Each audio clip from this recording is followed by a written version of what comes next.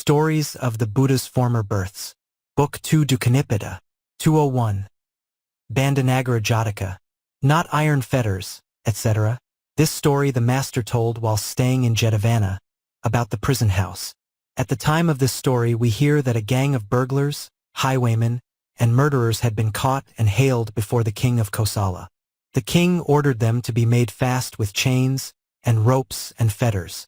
30 country brothers, desirous of seeing the master, had paid him a visit and offered their salutations. Next day, as they were seeking alms, they passed the prison and noticed these rascals. In the evening, after their return from the day's rounds, they approached the Buddha.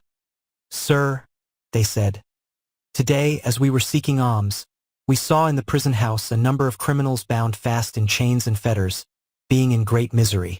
They could not break these fetters and run away. Is there any fetter stronger than these?" The master replied, "Brethren, those are fetters, it is true.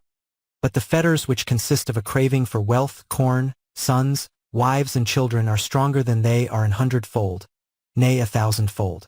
Yet even those fetters, hard to break as they are, have been broken by wise men of the olden time, who went to Himalaya and became anchorites." Then he told them an old world tale. Once upon a time, while Brahmadatta ruled over Benares, the Bodhisattva was born into a poor man's family. When he grew up, his father died. He earned wages and supported his mother.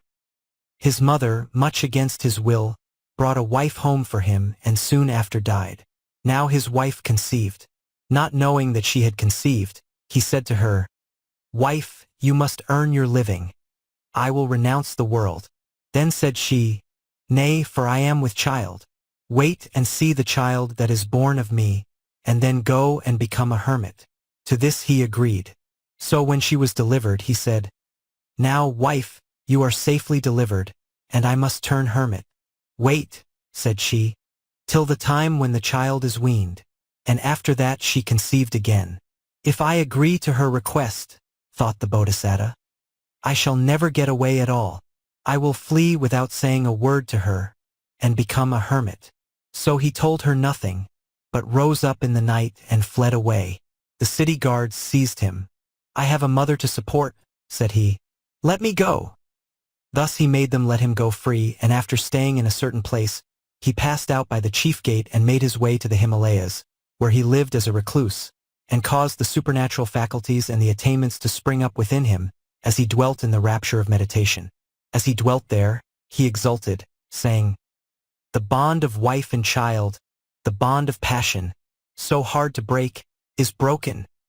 And he uttered these lines, "Not iron fetters, so the wise have told, not ropes or bars of wood so fast can hold, as passion and the love of child or wife, of precious gems and earrings of fine gold. These heavy fetters, who is there can find? Release from such. These are the ties that bind. These if the wise can burst, then they are free, leaving all love and all desire behind." And the Bodhisattva, after uttering this aspiration, without breaking the charm of his ecstasy, attained to Brahma's world. When the master had ended this discourse, he declared the truths. At the conclusion of the truths, some entered the first path, some the second, some the third, and some the fourth. In the story, Mahamaya was the mother, King Suddhodana was the father, Rahila's mother was the wife, Rahila himself the son, and I was the man who left his family and became an anchorite.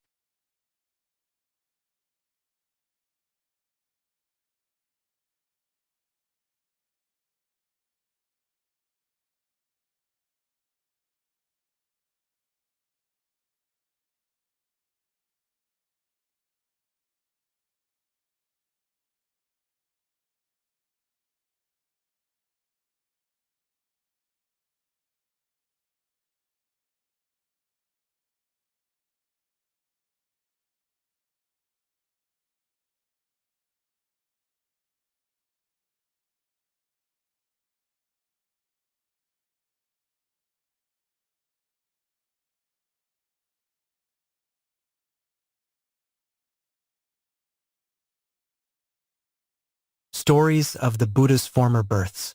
Book 2 Dukanipada. 202 Keli-Sila Jataka. Geese, herons, elephants, etc. This story the master told while dwelling at Jetavana, about Lakantaka the Venerable and Good. Now this Venerable Lakantaka, we learn, was well known in the faith of the Buddha, a famous man, speaking sweet words, a honeyed preacher of keen discernment, with his passions perfectly subdued, but in stature the smallest of all the 80 elders, no bigger than a novice, like a dwarf kept for amusement. One day, he had been to the gate of Jetavana to salute the Buddha, when 30 brothers from the country arrived at the gate on their way to salute him too. When they saw the elder, they imagined him to be some novice. They pulled the corner of his robe, they caught his hands, held his head, tweaked his nose, got him by the ears and shook him, and handled him very rudely. Then after putting aside their bowl and robe, they visited the master and saluted him. Next they asked him, "Sir, we understand that you have an elder who goes by the name of Lakantaka the Good, a honeyed preacher. Where is he? Do you want to see him?" The master asked. "Yes, sir." "He is the man you saw by the gate, and twitched his robe and pulled him about with great rudeness before you came here." "Why, sir?" asked they. "How is it that a man devoted to prayer, full of high aspirations, a true disciple, how is it he is so insignificant?" "Because of his own sins," answered the master, and at their request he told them an old world tale. Once upon a time, when King Brahmadatta reigned in Benares, the Bodhisattva became Sakka, king of the gods. Brahmadatta could not endure to look upon anything old or decrepit, whether elephant, horse, ox, or what not. He was full of pranks, and whenever he saw any such, he would chase them away. Old carts he had broken up. Any old women that he saw he sent for and beat upon the belly, then stood them up again and gave them a scare. He made old men roll about and play on the ground like tumblers. If he saw none, but only heard that there was a greybeard in such and such a town, he sent for him thence and took his sport with him. At this the people for very shame sent their parents outside the boundaries of the kingdom. No more did men tend or care for their mother and father. The king's friends were as wanton as he. As men died, they filled up the 4 worlds of unhappiness. The company of the gods grew less and less. Sakka saw that there were no newcomers among the gods, and he cast about him what was to be done. At last he hit upon a plan. "I will humble him," thought Sakka, and he took upon him the form of an old man, and placing 2 jars of buttermilk in a crazy old wagon, he yoked to it a pair of old oxen, and set out upon a feast day. Brahmadatta, mounted upon a richly caparisoned elephant, was making a solemn procession about the city, which was all decorated. And Sakka, clad in rags and driving this cart, came to meet the king. When the king saw the old cart, he shouted, "Away with that cart, you!" But his people answered, "Where is it, my lord? We cannot see any cart." For Sakka by his power let it be seen by no one but the king. And coming up to the king repeatedly, at last Sakka, still driving his cart, smashed one of the jars upon the king's head, and made him turn round. Then he smashed the other in like manner, and the buttermilk trickled down on either side of his head. Thus was the king plagued and tormented, and made miserable by Sakka's doings.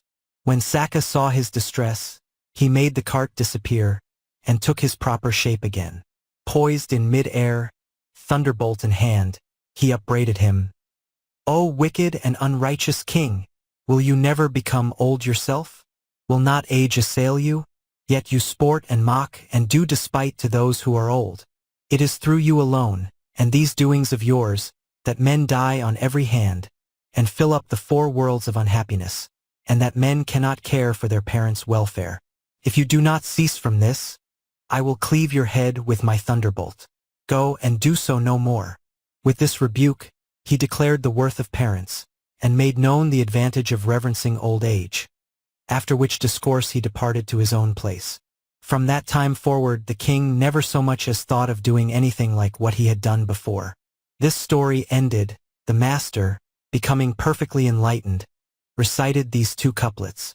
"Geese, herons, elephants, and spotted deer, though all unlike, alike the lion fear. Even so, a child is great if he be clever. Fools may be big, but great they can be never." When this discourse was ended, the master declared the truths and identified the birth. At the conclusion of the truths some of those brethren entered on the first path, some on the second and some upon the fourth. The excellent Lakantaka was the king in the story, who made people the butt for his jests and then became a butt himself, whilst I myself was Sakka.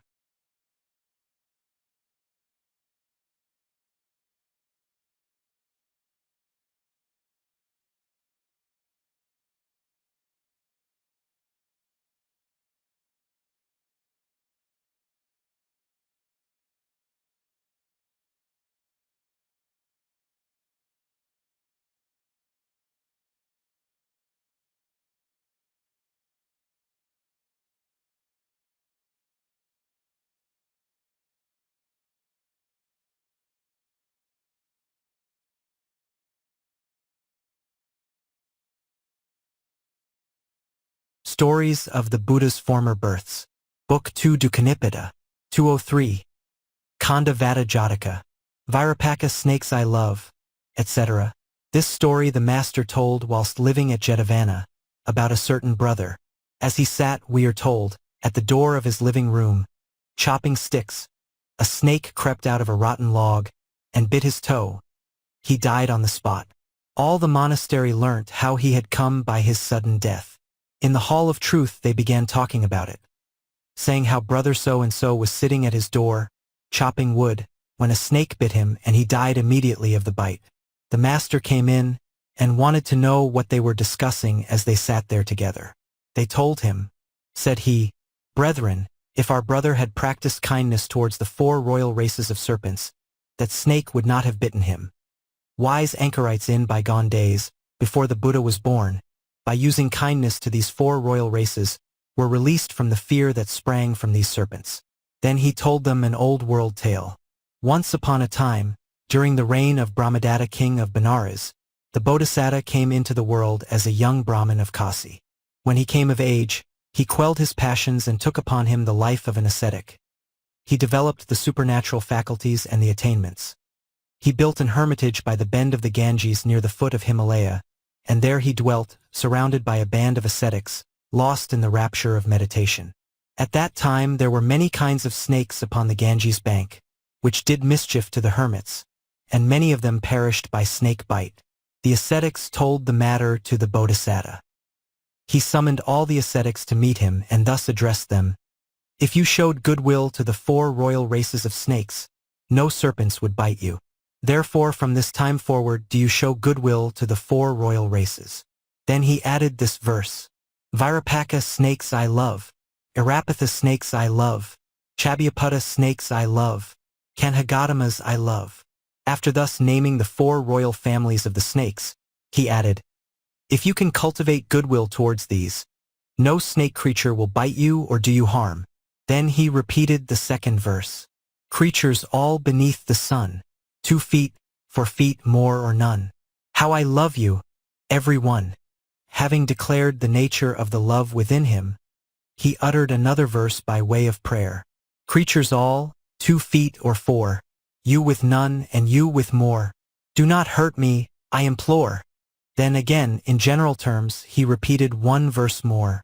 "All ye creatures that have birth, breathe, and move upon the earth, happy be ye one and all, never into mischief fall." Thus did he set forth how one must show love and goodwill to all creatures without distinction. He reminded his hearers of the virtues of the 3 treasures, saying, "Infinite is the Buddha, infinite the law, and the order infinite." He said, "Remember the quality of the 3 treasures."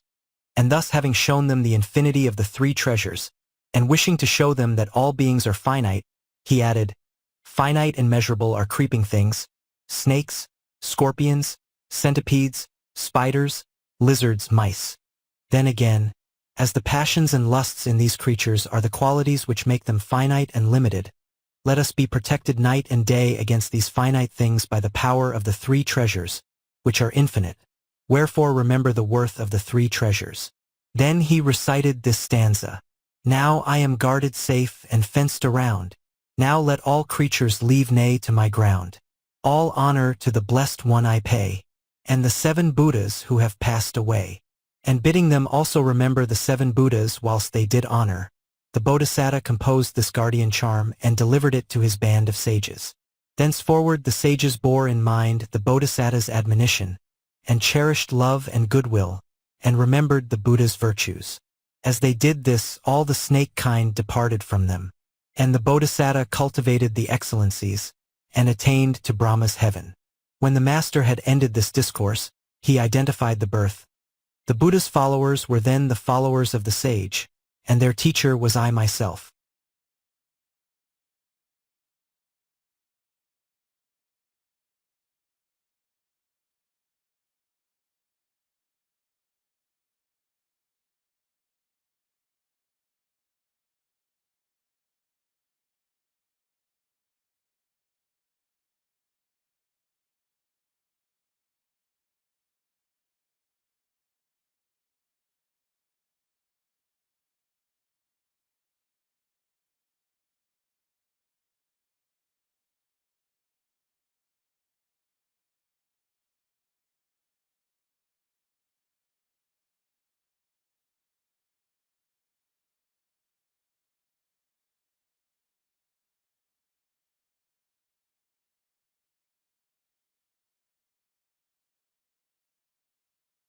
Stories of the Buddha's Former Births. Book 2 Dukanipada. 204. Viraka Jataka. Oh, have you seen, etc. This story the master told while dwelling at Jetavana, about imitating the Buddha. When the elders had gone with their followers to visit Devdatta, the master asked Sariputta what Devdatta had done when he saw them. The reply was that he had imitated the Buddha. The master rejoined, "Not now only has Devdatta imitated me and thereby come to ruin. He did just the same before." Then, at the elder's request, he told an old world tale.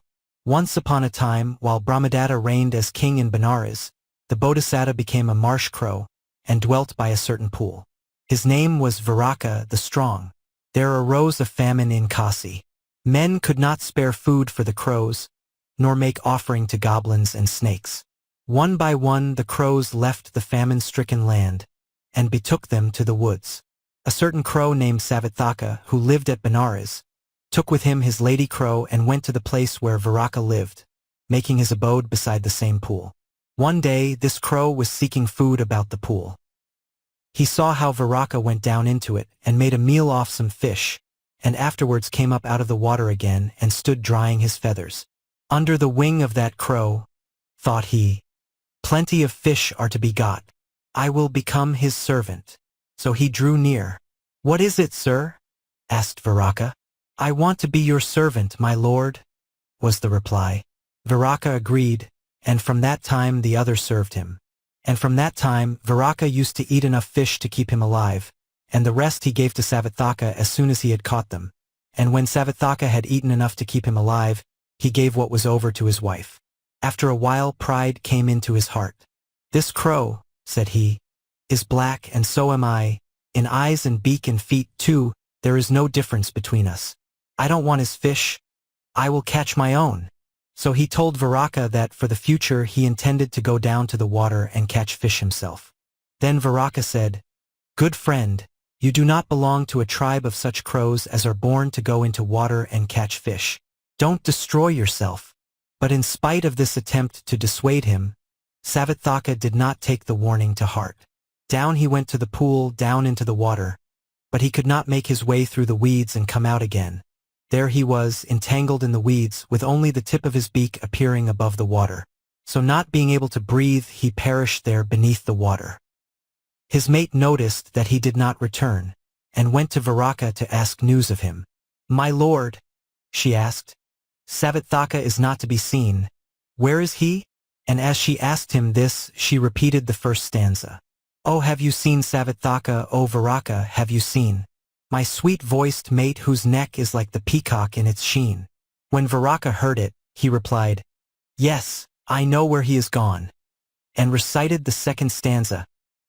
He was not born to dive beneath the wave, but what he could not do he needs must try. So the poor bird has found a watery grave, entangled in the weeds, and left to die. When the lady crow heard it, weeping, she returned to Benares. After this discourse was ended, the master identified the birth. Devdatta was then incarnate as Savathaka, and I myself was Viraka.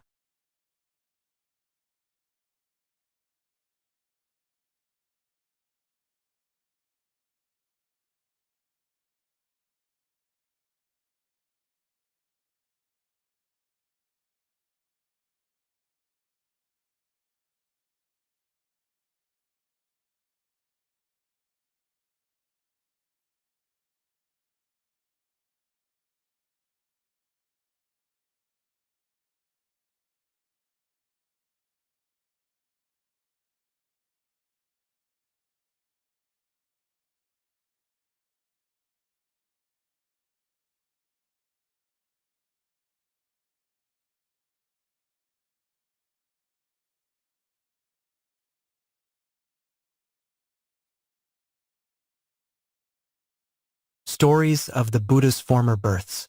Book 2 Dukanipada. 205. Gangeyya Jataka. Fine are the fish, etc. This story the master told while dwelling at Jetavana, about two young brethren. These two young fellows, we are told, belonged to a good family of Savatthi, and had embraced the faith. But they, not realizing the impurity of the body, sang the praises of their beauty, and went about bragging of it. One day they fell into a dispute on this point. "You're handsome, but so am I," said each of them. Then, spying an aged elder sitting not far away, they agreed that he was likely to know whether they were beautiful or not. Then they approached him with the question, "Sir, which of us is beautiful?" The elder replied, "Friends, I am more beautiful than either of you." At this the young men reviled him and went off, grumbling that he told them something they did not ask, but would not tell them what they did. The brotherhood became aware of this event, and one day, when they were all together in the Hall of Truth, they began talking about it. "Friend, how the old elder shamed those two young fellows whose heads were full of their own beauty." The master came in and asked what they were talking of now as they sat together. They told him. He rejoined, "This is not the only time, brethren, that our friends were full of the praises of their own beauty. In olden times they used to go about boasting of it as they do now." And then he told them an old world tale. Once upon a time, during the reign of Brahmadatta, king of Benares, the Bodhisattva became a tree sprite on the bank of the Ganges. At the point where Ganges and Jumna meet, two fish met together, one from the Ganges and one from the Jumna. "I am beautiful," said one, "and so are you." And then they fell to quarreling about their beauty. Not far from the Ganges they saw a tortoise lying on the bank. "Yon fellow shall decide whether or no we are beautiful," said they, and they went up to him. "Which of us is beautiful, friend tortoise?" they asked. "The Ganges fish or the Jumna fish?" The tortoise answered, "The Ganges fish is beautiful, and the Jumna fish is beautiful, but I am more beautiful than you both." And to explain it, he uttered the first verse. "Fine are the fish of Jumna stream, the Ganges fish are fine, but a four-footed creature, with a tapering neck like mine, round like a spreading banyan tree, must all of them outshine." When the fish heard this, they cried, "Ah, you rascally tortoise! You won't answer our question, but you answer another one." And they repeated the second verse. "We ask him this, he answers that." Indeed a strange reply. By his own tongue his praise is sung. One like it not I. When this discourse was concluded, the master identified the birth. In those days the young brothers were the two fish, the old man was the tortoise, and I was the tree sprite who saw the whole thing from the Ganges bank.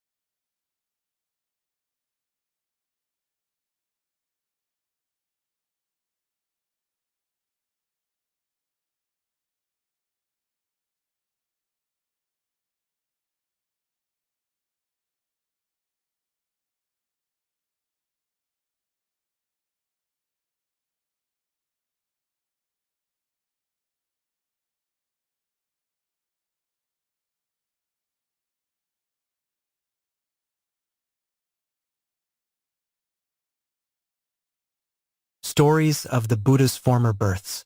Book 2 Dukanipada. 206. Kurunga-Miga Jataka. Come, tortoise, etc. This story the master told at Velyavana, about Devdatta. News came to the master that Devdatta was plotting his death. "Ah, brethren," said he, "it was just the same long ago. Devdatta tried then to kill me as he is trying now." And he told them this story.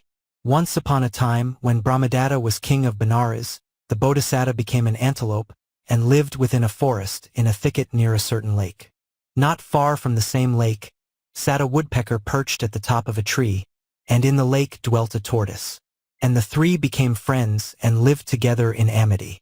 A hunter, wandering about in the wood, observed the Bodhisattva's footprint at the going down into the water, and he set a trap of leather, strong, like an iron chain, and went his way. In the first watch of the night the Bodhisattva went down to drink, and got caught in the noose, whereat he cried loud and long. Thereupon the woodpecker flew down from her treetop, and the tortoise came out of the water, and consulted what was to be done. Said the woodpecker to the tortoise, "Friend, you have teeth. Bite this snare through. I will go and see to it that the hunter keeps away, and if we both do our best, our friend will not lose his life." To make this clear, he uttered the first stanza. "Come, tortoise, tear the leathern snare, and bite it through and through, and of the hunter I'll take care, and keep him off from you." The tortoise began to gnaw the leather thong. The woodpecker made his way to the hunter's dwelling. At dawn of day the hunter went out, knife in hand. As soon as the bird saw him start, he uttered a cry, flapped his wings, and struck him in the face as he left the front door. "Some bird of ill omen has struck me," thought the hunter. He turned back and lay down for a little while. Then he rose up again and took his knife. The bird reasoned within himself, "The first time he went out by the front door, so now he will leave by the back." And he sat him down behind the house. The hunter, too, reasoned in the same way. "When I went out by the front door I saw a bad omen, now will I go out by the back." And so he did. But the bird cried out again, and struck him in the face. Finding that he was again struck by a bird of ill omen, the hunter exclaimed, "This creature will not let me go." And turning back he lay down until sunrise, and when the sun was risen, he took his knife and started. The woodpecker made all haste back to his friends. "Here comes the hunter," he cried. By this time the tortoise had gnawed through all the thongs but one tough thong. His teeth seemed as though they would fall out, and his mouth was all smeared with blood. The Bodhisattva saw the young hunter coming on like lightning, knife in hand. He burst the thong and fled into the woods. The woodpecker perched upon his treetop, but the tortoise was so weak that he lay where he was. The hunter threw him into a bag and tied it to a tree. The Bodhisattva observed that the tortoise was taken and determined to save his friend's life. So he let the hunter see him and made as though he were weak. The hunter saw him and, thinking him to be weak, seized his knife and set out in pursuit. The Bodhisattva, keeping just out of his reach, led him into the forest, and when he saw that they had come far away, gave him the slip and returned swift as the wind by another way. He lifted the bag with his horns, threw it upon the ground, ripped it open and let the tortoise out. And the woodpecker came down from the tree. Then the Bodhisattva thus addressed them both. "My life has been saved by you, and you have done a friend's part to me. Now the hunter will come and take you. So do you, friend woodpecker, migrate elsewhere with your brood, and you, friend tortoise, dive into the water." They did so. The master, becoming perfectly enlightened, uttered the second stanza. The tortoise went into the pond, the deer into the wood, and from the tree the woodpecker carried away his brood. The hunter returned and saw none of them. He found his bag torn, picked it up and went home sorrowful. And the three friends lived all their life long in unbroken amity, and then passed away to fare according to their deeds. When the master had ended this discourse, he identified the birth. Devdatta was the huntsman, Sariputta the woodpecker, Moggallana the tortoise, and I was the antelope.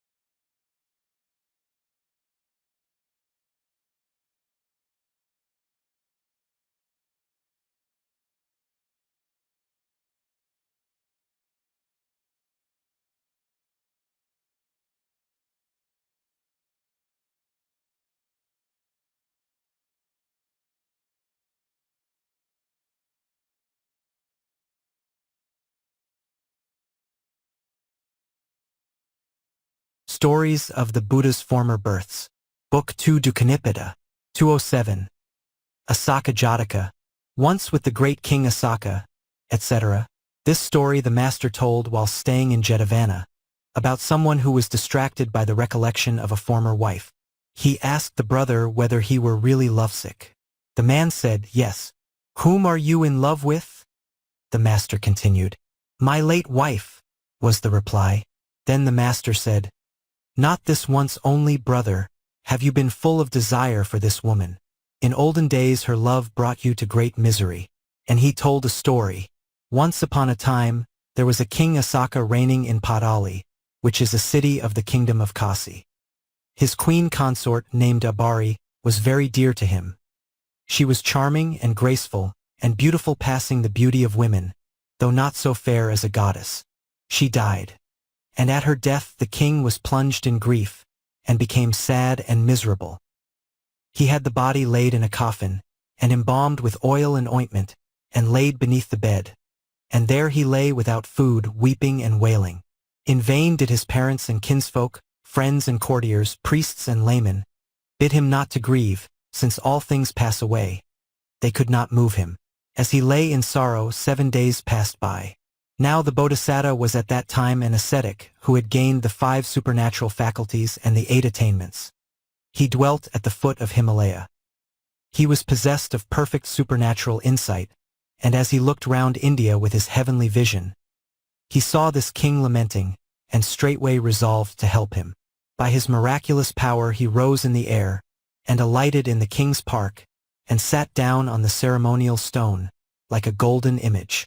A young Brahmin of the city of Padali entered the park, and seeing the Bodhisattva, he greeted him and sat down. The Bodhisattva began to talk pleasantly with him. "Is the king a just ruler?" he asked. "Yes, sir, the king is just," replied the youth. "But his queen is just dead. He has laid her body in a coffin, and lies down lamenting her, and today is the 7th day since he began.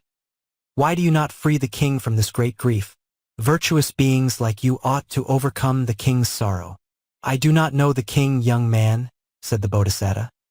"But if he were to come and ask me, I would tell him the place where she has now come into the flesh again, and make her speak herself." "Then, holy sir, stay here until I bring the king to you," said the youth. The Bodhisattva agreed, and he hastened into the king's presence, and told him about it. "You should visit this being with the divine insight," he told the king. The king was overjoyed at the thought of seeing Abari, and he entered his chariot and drove to the place. Greeting the Bodhisattva, he sat down on one side and asked, "Is it true, as I am told, that you know where my queen has come into being again?" "Yes, I do, my lord king," replied he. Then the king asked where it was.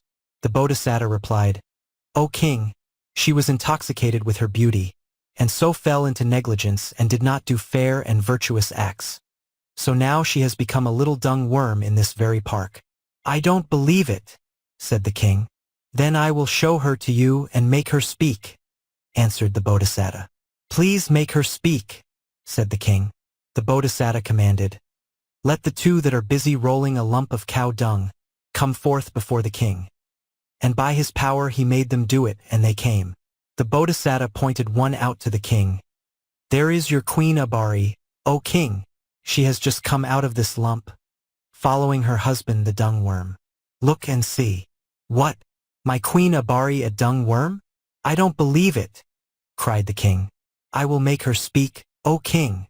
"Pray make her speak, holy sir," said he. The Bodhisattva by his power gave her speech. "Abari," said he. "What is it, holy sir?" she asked in a human voice. "What was your name in your former character?" The Bodhisattva asked her. "My name was Abari, sir," she replied, "the consort of King Assaka. Tell me," the Bodhisattva went on, "which do you love best now, King Assaka or this dung worm?" "Oh sir, that was my former birth," said she. "Then I lived with him in this park, enjoying shape and sound, scent, savor and touch. But now that my memory is confused by rebirth, what is he? Why, now I would kill King Assaka, and would smear the feet of my husband, the dung worm, with the blood flowing from his throat." and in the midst of the king's company, she uttered these verses in a human voice. Once with the great King Assaka, who was my husband dear, beloving and beloved, I walked about this garden here. But now new sorrows and new joys have made the old ones flee, and dearer far than Assaka my worm is now to me. When King Assaka heard this, he repented on the spot, and at once he caused the queen's body to be removed and washed his head. He saluted the Bodhisattva and went back into the city, where he married another queen and ruled in righteousness. And the Bodhisattva, having instructed the king and set him free from sorrow, returned again to the Himalayas. When the master had ended this discourse, he declared the truths and identified the birth. At the conclusion of the truths, the lovesick brother reached the fruit of the first path. Your late wife was Abari. You, the lovesick brother, were King Assaka. Sariputta was the young Brahmin, and the anchorite was I myself.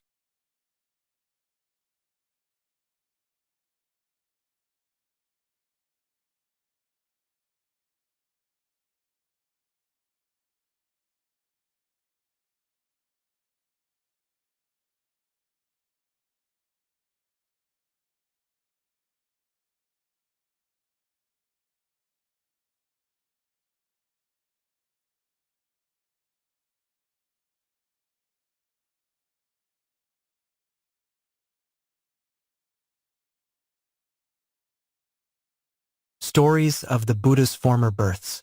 Book 2 Dukanipada. 208. Sumsumara Jataka. Rose apple, jackfruit, etc. This story the master told at Jetavana about Devdutta's attempts to murder him. When he heard of these attempts, the master said, "This is not the first time that Devdutta has tried to murder me. He did the same before and yet could not so much as make me afraid." Then he told this story. Once upon a time, while Brahmadatta was king of Benares, the Bodhisattva came to life at the foot of Himalaya as a monkey. He grew strong and sturdy, big of frame, well-to-do, and lived by a curve of the river Ganges in a forest haunt. Now at that time there was a crocodile dwelling in the Ganges. The crocodile's mate saw the great frame of the monkey, and she conceived a longing for his heart to eat. So she said to her lord, "Sir, I desire to eat the heart of that great king of the monkeys." "Good wife," said the crocodile, "I live in the water and he lives on dry land. How can we catch him?" "By hook or by crook," she replied. "Caught he must be. If I don't get him, I shall die." "All right," answered the crocodile, consoling her. "Don't trouble yourself. I have a plan. I will give you his heart to eat." So when the Bodhisattva was sitting on the bank of the Ganges, after taking a drink of water, the crocodile drew near and said, "Sir Monkey, why do you live on had fruits in this old familiar place? On the other side of the Ganges there is no end to the mango trees and labuja trees with fruit sweet as honey. Is it not better to cross over and have all kinds of wild fruit to eat?" "Lord Crocodile," the monkey made answer, "deep and wide is the Ganges. How shall I get across? If you will go, I will mount you on my back and carry you over." The monkey trusted him and agreed. "Come here then," said the other. "Up on my back with you." And up the monkey climbed. But when the crocodile had swum a little way, he plunged the monkey under the water. "Good friend, you are letting me sink," cried the monkey. "What is that for?" said the crocodile. "You think I'm carrying you out of pure good nature? Not a bit of it. My wife has a longing for your heart, and I want to give it her to eat." "Friend," said the monkey, "it is nice of you to tell me. Why, if our heart were inside us when we go jumping among the treetops, it would be all knocked to pieces." "Well, where do you keep it?" asked the other. The Bodhisattva pointed out a fig tree with clusters of ripe fruit, standing not far off. "See," said he, "there are our hearts hanging on yon fig tree." "If you will show me your heart," said the crocodile, "then I won't kill you. Take me to the tree then, and I will point it out to you hanging upon it." The crocodile brought him to the place. The monkey leapt off his back, and climbing up the fig tree sat upon it. "Oh, silly crocodile," said he, "you thought that there were creatures that kept their hearts in a tree top. You are a fool, and I have outwitted you. You may keep your fruit to yourself. Your body is great, but you have no sense. And then to explain this idea he uttered the following stanzas. Rose apple, jackfruit, mangoes too across the water there I see. Enough of them, I want them not. My fig is good enough for me. Great is your body, verily, but how much smaller is your wit.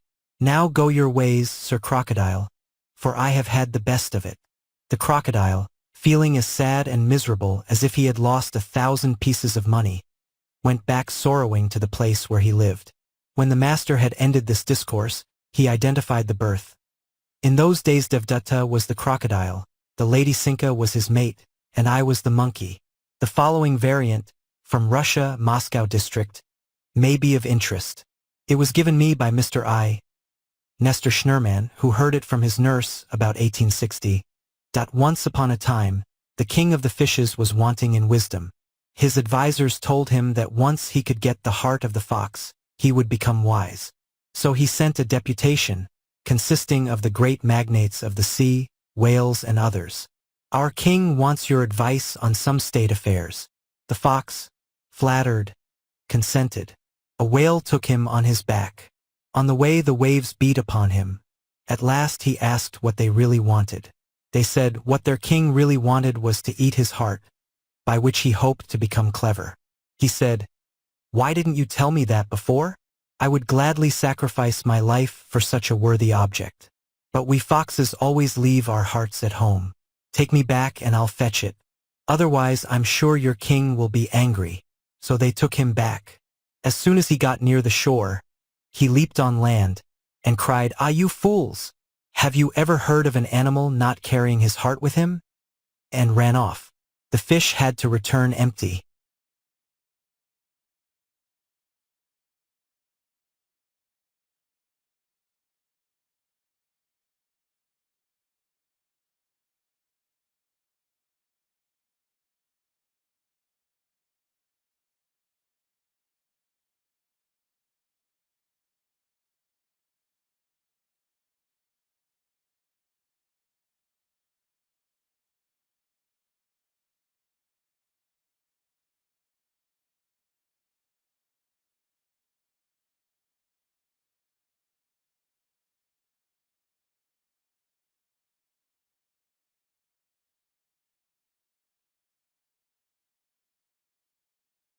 Stories of the Buddha's Former Births. Book 2 Dukanipada. 209. Kakkara Jataka. Trees a many have I seen, etc. This story the master told while dwelling at Jetavana, about a brother who was one of the fellow students of Elder Sariputta, captain of the faith. This fellow, as we learn, was clever at taking care of his person. Food very hot or very cold he would not eat, for fear it should do him harm. He never went out for fear of being hurt by cold or heat, and he would not have rice which was either overboiled or too hard. The brotherhood learnt how much care he took of himself. In the hall of truth they all discussed it. "Friend, what a clever fellow brother so and so is in knowing what is good for him." The master came in and asked what they were talking of as they sat there together. They told him. Then he rejoined, "Not only now is our young friend careful for his personal comfort. He was just the same in olden days." And he told them an old world tale. Once upon a time, in the reign of Brahmadatta, king of Benares, the Bodhisattva became a tree spirit in a forest glade. Certain fowler, with a decoy bird, hair noose and stick, went into the forest in search of birds. He began to follow one old bird which flew off into the woods, trying to escape. The bird would not give him a chance of catching it in his snare, but kept rising and alighting, rising and alighting. So the fowler covered himself with twigs and branches, and set his noose and stick again and again. But the bird, wishing to make him ashamed of himself, sent forth a human voice and repeated the first stanza. "Trees a many have I seen, growing in the woodland green, but, O tree, they could not do any such strange things as you." So saying, the bird flew off and went elsewhere. When it had gone, the fowler repeated the second verse. "This old bird, that knows the snare, off has flown into the air, forth from out his cage has broken, and with human voice has spoken." So said the fowler, and having hunted through the woods, took what he could catch and went home again. When the master had ended this discourse, he identified the birth. Devdatta was the fowler then, the young dandy was the bird, and the tree sprite that saw the whole thing was I myself.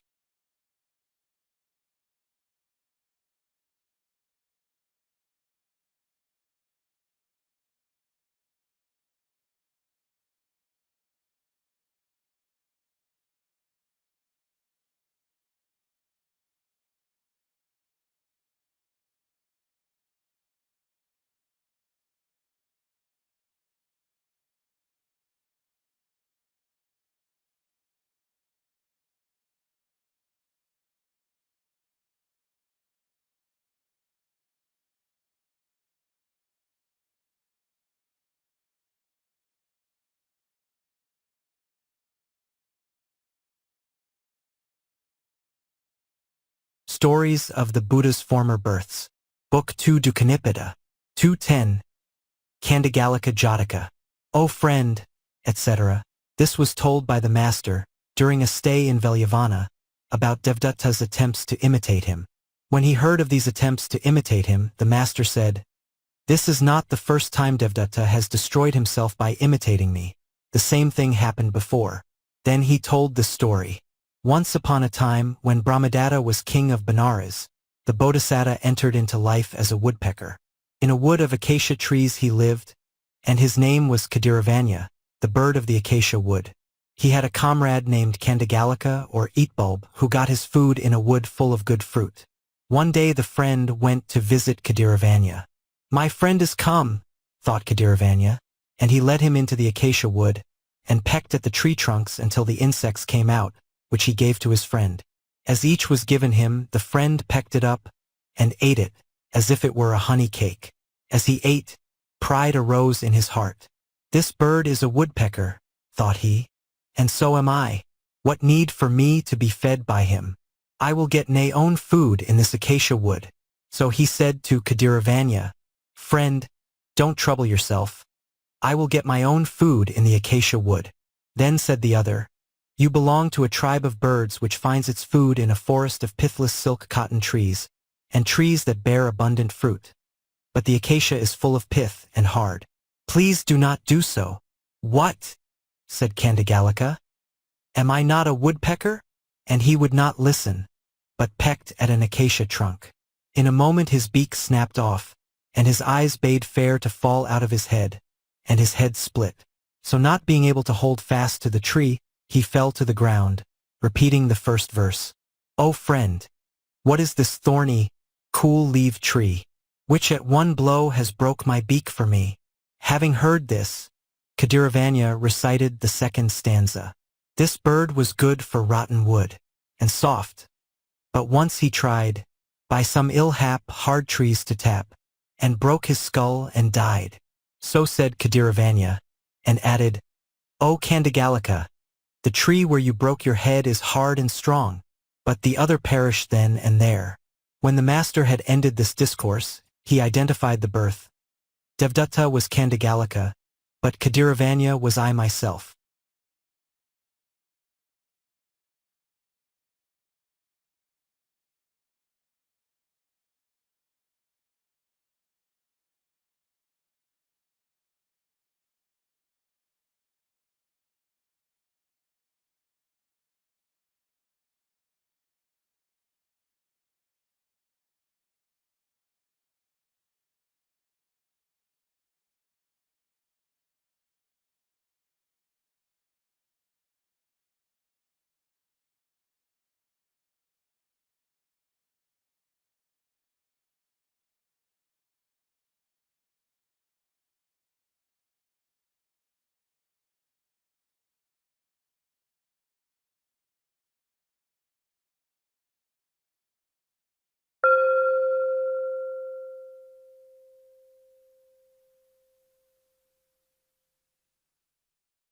Stories of the Buddha's Former Births.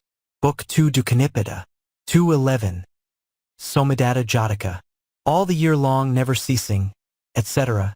This story the master told while dwelling at Jetavana, about elder Laladai, or Udayi the simpleton.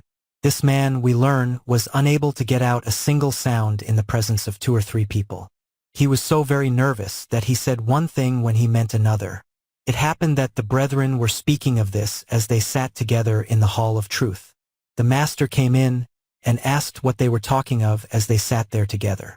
They told him. He answered, "Brethren, this is not the first time that Laladai has been a very nervous man. It was just the same before."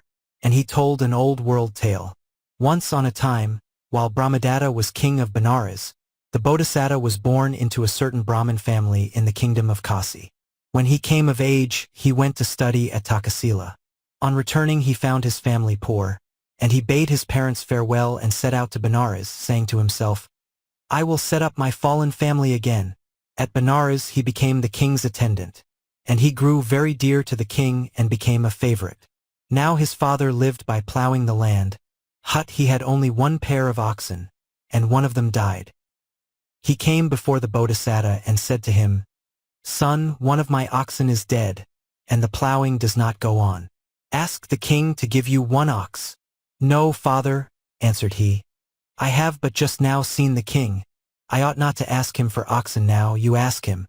"My son," said his father, "you do not know how bashful I am. If there are 2 or 3 people present, I cannot get a word out. If I go to ask the king for an ox, I shall end by giving him this one." "Father," said the Bodhisattva, "what must be, must be. I cannot ask the king, but I will train you to do it." So he led his father to a cemetery where there were clumps of sweet grass, and tying up tufts of it, he scattered them here and there and named them one by one, pointing them out to his father. "That is the king, that is the viceroy, this is the chief captain. Now, father, when you come before the king, you must first say, 'Long live the king,' and then repeat this verse to ask for an ox." And this is the verse he taught him. "I had 2 oxen to my plow, with which my work was done, but one is dead. O mighty prince, please give me another one." For the space of a whole year the man learnt this couplet. And then he said to his son, "Dear Somadatta, I have learnt the lines. Now I can say it before any man. Take me to the king." So the Bodhisattva, taking a suitable present, led his father into the king's presence. "Long live the king!" cried the Brahmin, offering his present. "Who is this Brahmin, Somadatta?" the king asked. "Great king, it is my father," he answered. "Why has he come here?" asked the king. Then the Brahmin repeated his couplet, to ask for the ox.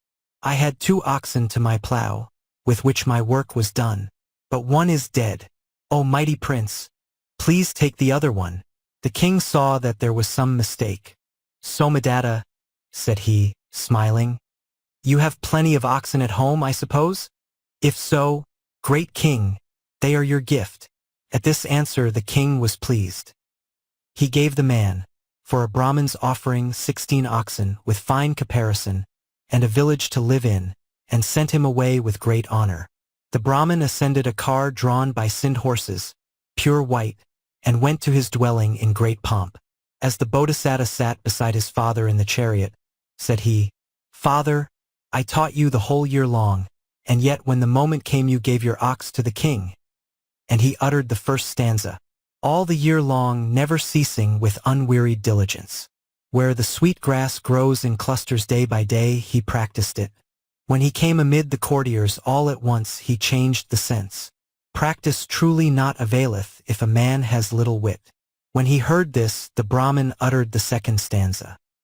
He that asks, dear Somadatta, takes his chance between the two, may get more or may get nothing. When you ask, 'tis ever so. When the master by this story had shown how simpleton Uday had been just as bashful before as he was then, he identified the birth. Laladai was the father of Somadatta, and I was Somadatta myself.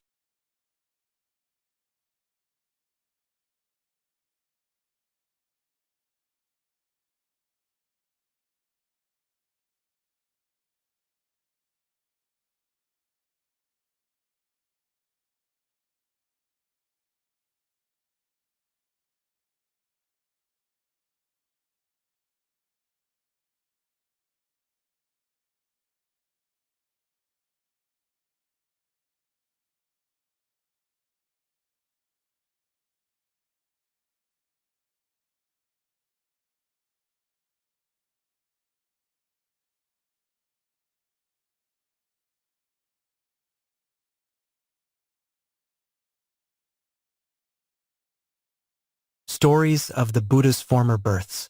Book 2 Dukanipada. 212. Ucchittha-Bhatta Jataka. Hot at top, etc. This is a story told by the master while at Jetavana, about one who hankered after a lost wife. The brother in question was asked by the master if he really was lovesick. Yes, he said, so he was. For whom? Was the next question. For my late wife. Brother? The master said. This same woman in former days was wicked, and made you eat the leavings of her paramour. Then he told the story of the past. Once upon a time, while Brahmadatta was reigning in Benares, the Bodhisattva was born as one of a family of poor acrobats that lived by begging. So when he grew up, he was needy and squalid, and by begging he lived. There was at the time, in a certain village of Kasi, a Brahmin whose wife was bad and wicked, and did wrong. And it befell that the husband went abroad one day upon some matter, and her lover, watching his time, went to visit the house. After she had received him, he said, I will eat a bit before I go. So she made ready the food, and served up rice hot with sauce and curry, and gave it him, bidding him eat. She herself stood at the door, watching for the Brahmin's coming. And while the lover was eating, the Bodhisattva stood waiting for a morsel. At that moment the Brahmin set his face for home, and his wife saw him drawing nigh and ran in quickly, Up, my man is coming! And she made her lover go down into the storeroom. The husband came in. She gave him a seat and water for washing the hands, and upon the cold rice that was left by the other she turned out some hot rice, and set it before him. He put his hand into the rice, and felt that it was hot above and cold below. This must be someone else's leavings, thought he, and so he asked the woman about it in the words of the first stanza. Hot at top and cold at bottom, not alike it seems to be. I would ask you for the reason. Come, my lady, answer me. Again and again he asked, but she, fearing lest her deed should be discovered, held her peace. Then a thought came into our tumbler's mind.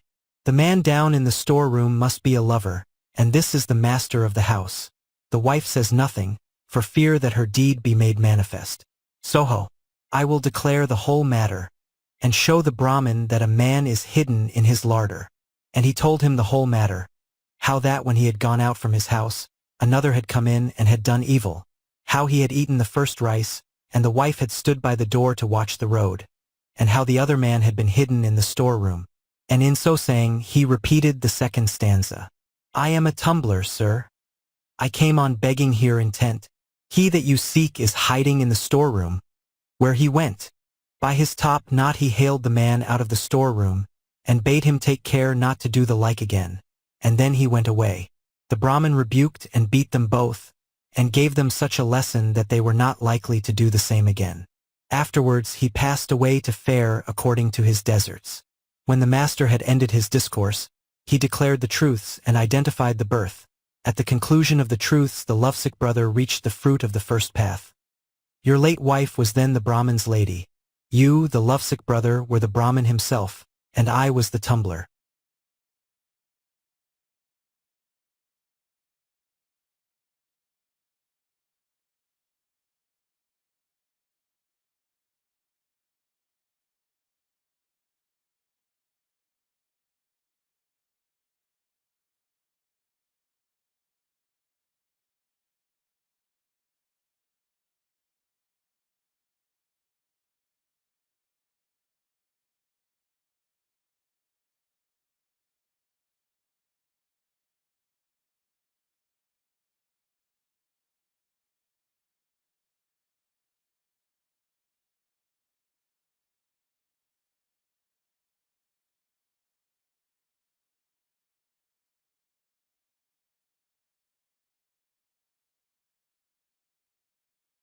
Stories of the Buddha's Former Births.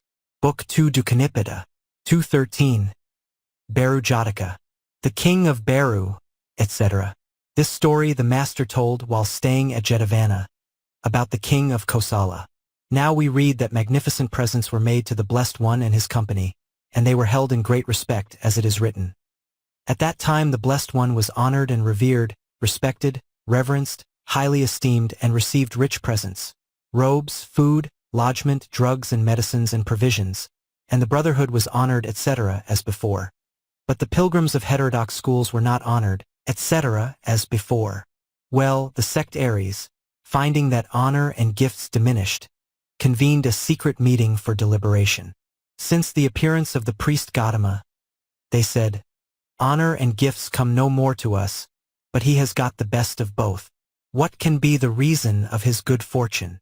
Then one of them spoke as follows. Priest Gautama has the best and chiefest place in all India to live in, and that is the reason of his success. Then the others said, if this is the reason, we will make a rival settlement above Jetavana, and then we shall receive presents. This was the conclusion they came to. But, thought they, if we make our settlement unknown to the king, the brethren will prevent us. If he accepts a present, he will not be disinclined to break up their settlement. So we had best bribe him to give us a place for ours. So by the intervention of his courtiers, they offered 100,000 pieces to the king with this message. Great king, we want to make a rival settlement in Jetavana. If the brethren tell you they won't permit it, please do not give them any answer. To this the king agreed because he wanted the bribe. After thus conciliating the king, the schismatics got an architect and put the work in hand. There was a good deal of noise about it. What is all this great noise and tumult, Ananda? The master asked. The noise, said he, is some sectaries who are having a new settlement built. That is not a fit place, he rejoined, for them to settle. These sectaries are fond of noise. There's no living with them. Then he called the brotherhood together, and bade them go inform the king, and have the building put a stop to. The brethren went and stood by the palace door. The king, as soon as he heard of their coming, knew they must be come about stopping the new settlement. But he had been bribed, and so he ordered his attendants to say the king was not at home. The brethren went back and told the master. The master guessed that a bribe had been given, and sent his 2 chief disciples. But the king, as soon as he heard of their coming, gave the same order as before, and they too returned and told the master. The master said, doubtless the king is not able to stay at home today. He must be out. Next forenoon, he dressed himself, took his bowl and robe, and with 500 brethren walked to the door of the palace. The king heard them come. He descended from the upper story, and took from the Buddha his alms bowl. Then he gave rice and gruel to him and his followers, and with a salutation sat down on one side. The master began an exposition for the king's behoof, in these words. Great king, other kings in bygone days have taken bribes, and then by making virtuous people quarrel together have been dispossessed of their kingdom, and been utterly destroyed. And then, at his request, the master told an old world tale. Once upon a time, King Bharu was reigning over the kingdom of Bharu. At the same time, the Bodhisattva was teacher of a troop of monks. He was an ascetic who had acquired the 5 supernatural faculties and the 8 attainments, and he dwelt a long time in the region of Himalaya. He came down from Himalaya to buy salt and seasoning, followed by 500 ascetics, and they came by stages to the city of Bharu. He went a-begging through the city, and then coming forth from it, he sat down by the northern gate, at the root of a banyan tree all covered with twigs and branches. There he made a meal, and there he took up his abode. Now when that band of hermits had dwelt there by the space of half a moon, there came another teacher with another 500, who went seeking alms about the city, and then came out and sat beneath just such another banyan tree by the south gate, and ate and dwelt there. And the 2 bands abode there so long as they would, and then returned again to Himalaya. When they had gone, the tree by the south gate withered away. Next time, they who had dwelt under it came first, and perceiving that their tree was withered, they first went on their rounds throughout the city, seeking alms, and then passing out by the northern gate, they ate and abode under the banyan tree that was by that gate. And the other band, coming afterwards, went their rounds in the city, and then made ready their meal and would have dwelt by their own tree. This is not your tree, 'tis ours, they cried, and they began to quarrel about the tree. The quarrel waxed great. These said, Take not the place where we dwelt aforetime, and those, This time are we first come, do not you take it. So crying aloud each that they were the owners of it, they all went to the king's palace. The king ordained that they who had first dwelt there should hold it. Then the others thought, We will not allow ourselves to say that we have been beaten by these. They looked about then with divine vision, and observing the body of a chariot fit for an emperor to use, they took it and offered it as a gift to the king, begging him to give them possession of the tree. He took their gift and ordained that both should dwell under the tree, and so they were there all masters together. Then the other hermits fetched the jeweled wheels of the same chariot, and offered them to the king, praying him, "O mighty king, make it to possess the tree alone." And the king did so. Then the ascetics repented and said, "To think that we, who have overcome the love of riches and the lust of the flesh, and have renounced the world, should fall to quarreling by reason of a tree, and offer bribes for it. This is no seemly thing." And they went away in all haste till they came to Himalaya. And all the spirits that dwelt in the realm of Bharu with one minor were angry with the king, and they brought up the sea, and for the space of 300 leagues they made the kingdom of Bharu as though it were not. And so for the sake of the king of Bharu alone, all the inhabitants of the kingdom perished thus. When the teacher had ended this tale, in his perfect wisdom, he uttered the following stanzas.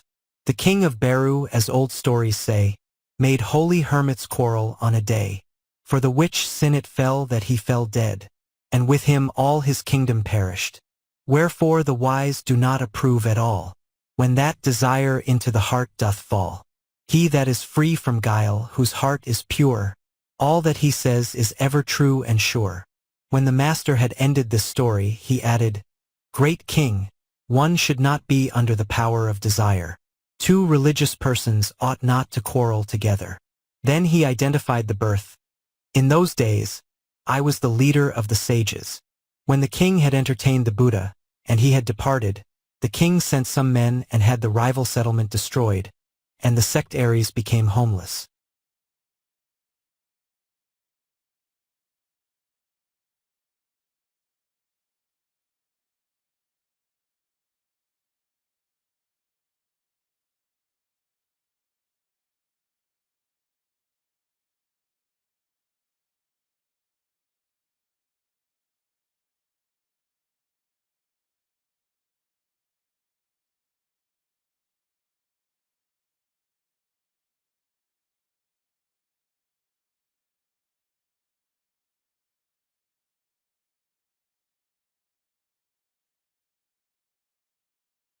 Stories of the Buddha's Former Births.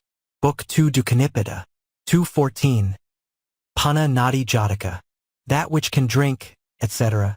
This story the master told while staying at Jetavana, about perfect wisdom.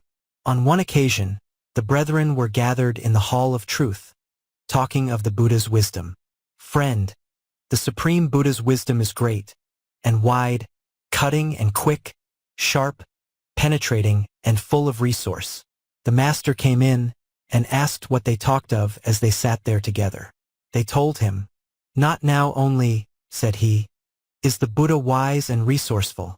He was so in days of yore." And then he told them a story.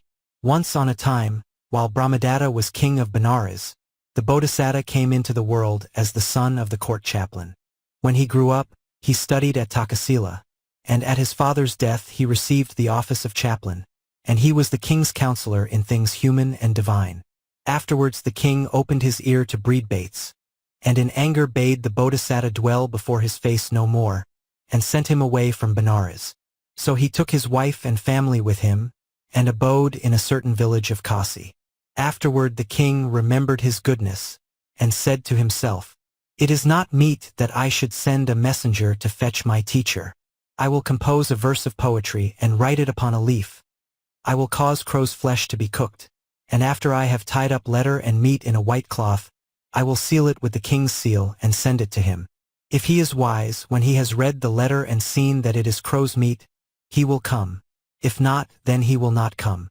And so he wrote on the leaf this stanza: "That which can drink when rivers are in flood, that which the corn will cover out of sight, that which forebodes a traveler on the road. O wise one, eat, my riddle read aright." This verse did the king write upon a leaf, and sent it to the Bodhisattva. He read the letter and thinking, "The king wishes to see me." He repeated the second verse: "The king does not forget to send me crow." geese, herons, peacocks. Other birds there are. If he gives one, he'll give the rest, I know. If he sent none at all, 'twere worser far. Then he caused his vehicle to be made ready, and went and looked upon the king. And the king, being pleased, set him again in the place of the king's chaplain. This discourse ended, the master identified the birth. Ananda was the king in those days, and I was his chaplain.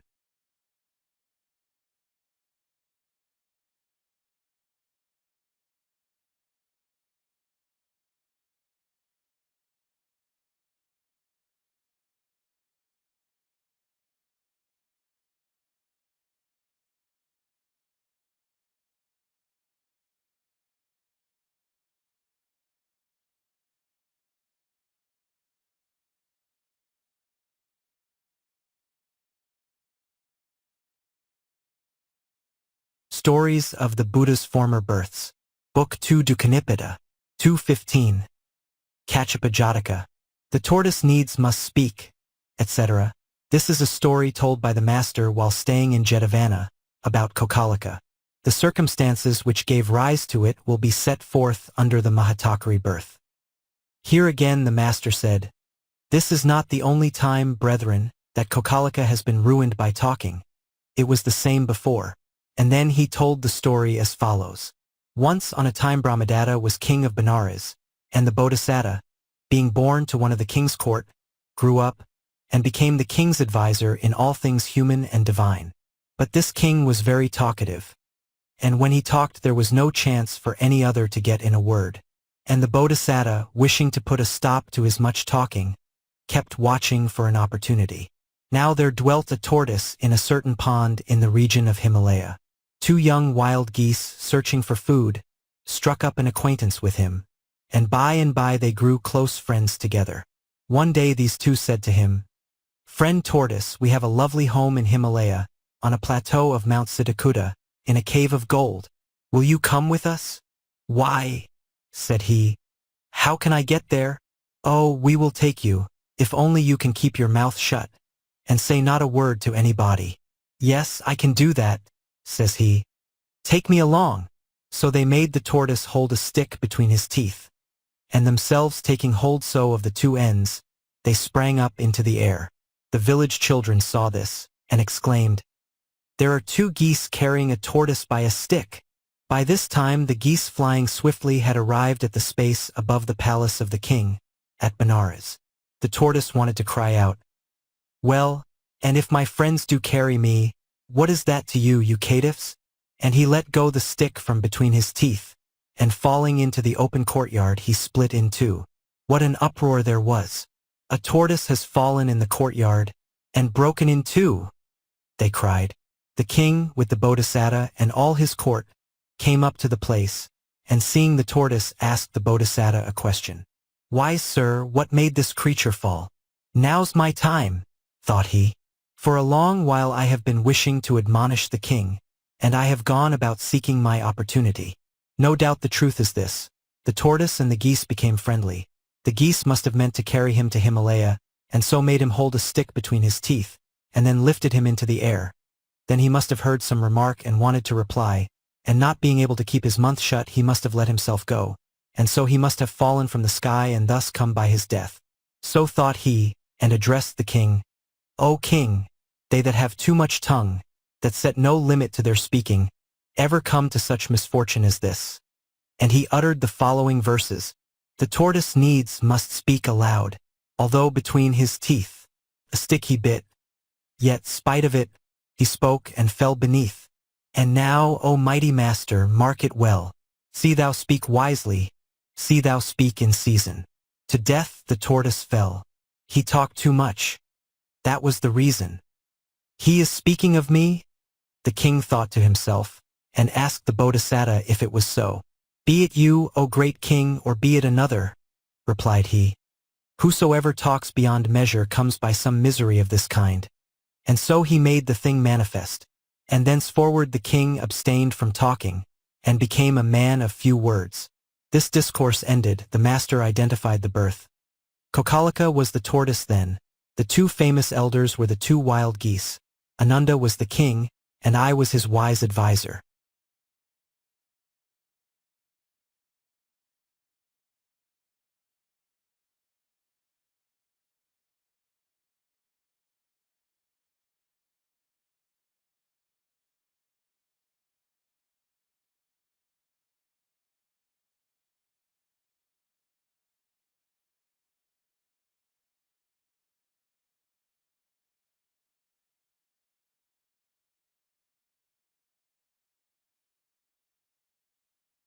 Stories of the Buddha's Former Births.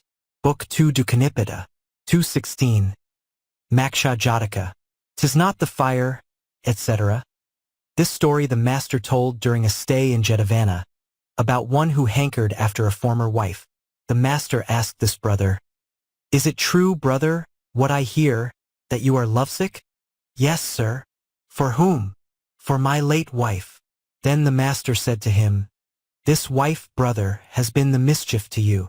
Long ago by her means you came near being spitted and roasted for food, but wise men saved your life." Then he told a tale of the past. Once upon a time, when Brahmadatta was king of Benares, the Bodhisattva was his chaplain. Some fishermen drew out a fish which had got caught in their net, and cast it upon hot sand, saying, "We will cook it in the embers and eat." So they sharpened a spit.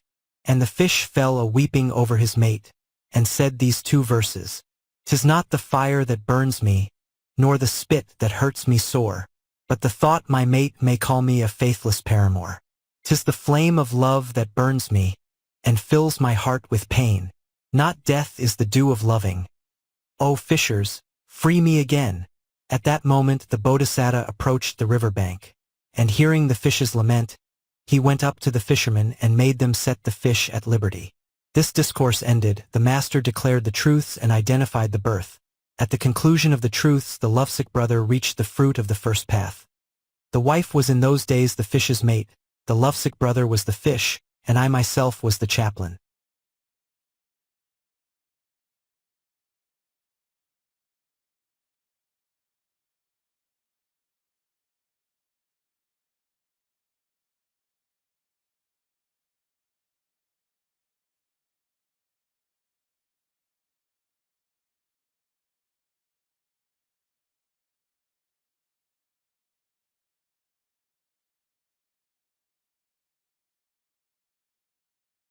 Stories of the Buddha's Former Births.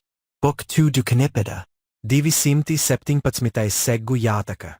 All the world's on pleasure bent, etc. This story the master told, while dwelling at Jetavana, about a greengrocer who was a lay brother. The circumstances have been already given in the first book. Here again the master asked him where he had been so long, and he replied, "My daughter, sir, is always smiling. After testing her, I gave her in marriage to a young gentleman. As this had to be done, I had no opportunity of paying you a visit." To this the master answered, "Not now only is your daughter virtuous, but virtuous she was in days of yore, and as you have tested her now, so you tested her in those days." And at the man's request he told an old world tale. Once upon a time, when Brahmadatta was king of Benares, the Bodhisattva was a tree spirit. This same pious greengrocer took it into his head to test his daughter. He led her into the woods, and seized her by the hand, making as though he had conceived a passion for her. And as she cried out in woe, he addressed her in the words of the first stanza. "All the world's on pleasure bent. Ah, my baby innocent, now I've caught you, pray don't cry.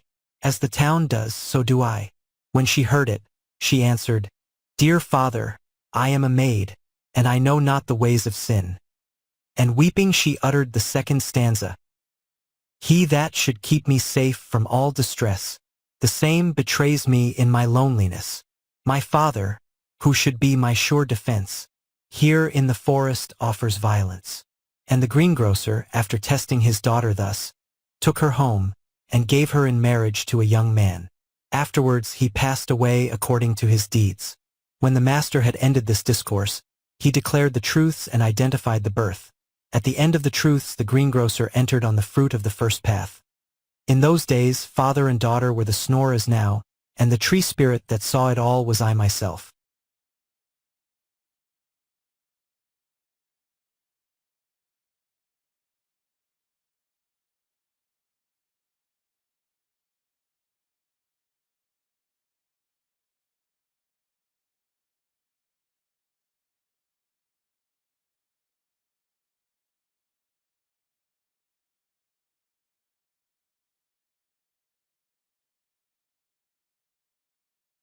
Stories of the Buddha's Former Births. Book 2 Dukanipada. Divisimti septingpatsmitai Seggu Jataka. All the world's on pleasure bent, etc. This story the master told, while dwelling at Jetavana, about a greengrocer who was a lay brother. The circumstances have been already given in the first book. Here again the master asked him where he had been so long, and he replied, "My daughter, sir, is always smiling. After testing her, I gave her in marriage to a young gentleman. As this had to be done, I had no opportunity of paying you a visit."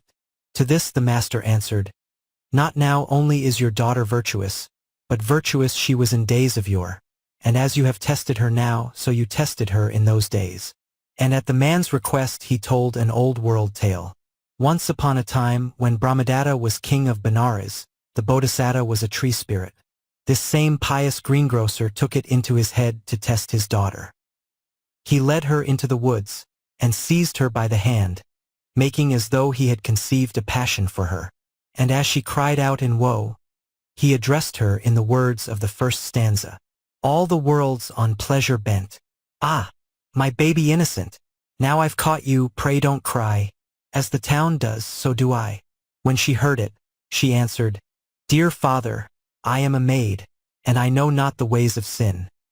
And weeping she uttered the second stanza. "He that should keep me safe from all distress, the same betrays me in my loneliness. My father, who should be my sure defense, here in the forest offers violence." And the greengrocer, after testing his daughter thus, took her home, and gave her in marriage to a young man. Afterwards he passed away according to his deeds. When the master had ended this discourse, he declared the truths and identified the birth. At the end of the truths the greengrocer entered on the fruit of the first path. In those days father and daughter were the snore as now, and the tree spirit that saw it all was I myself.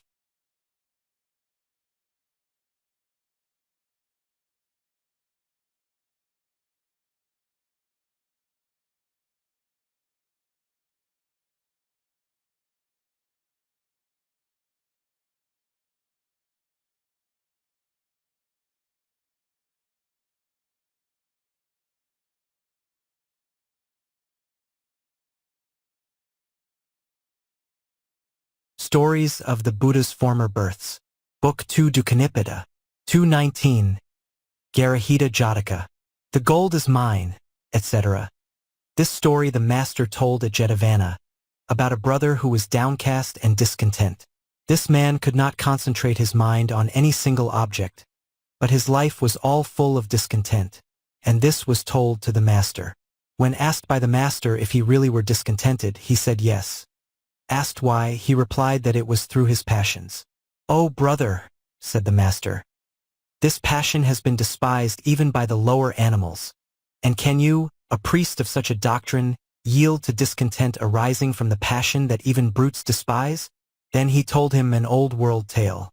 Once upon a time, when Brahmadatta reigned over Benares, the Bodhisattva came into the world as a monkey in the region of Himalaya. Wood Ranger caught him, brought him home, and gave him to the king. For a long time he dwelt with the king, serving him faithfully, and he learnt a great deal about the manners of the world of men. The king was pleased at his faithfulness. He sent for the Wood Ranger, and bade him set the monkey free in the very place where he had been caught. And so he did. All the monkey tribe gathered together upon the face of a huge rock, to see the Bodhisattva now that he had come back to them, and they spoke pleasantly to him. "Sir, where have you been living this long time?" "In the king's palace at Benares." "Then how did you get free?" "The king made me his pet monkey, and being pleased with my tricks, he let me go." The monkeys went on, "You must know the manner of living in the world of men. Tell us about it too, we want to hear."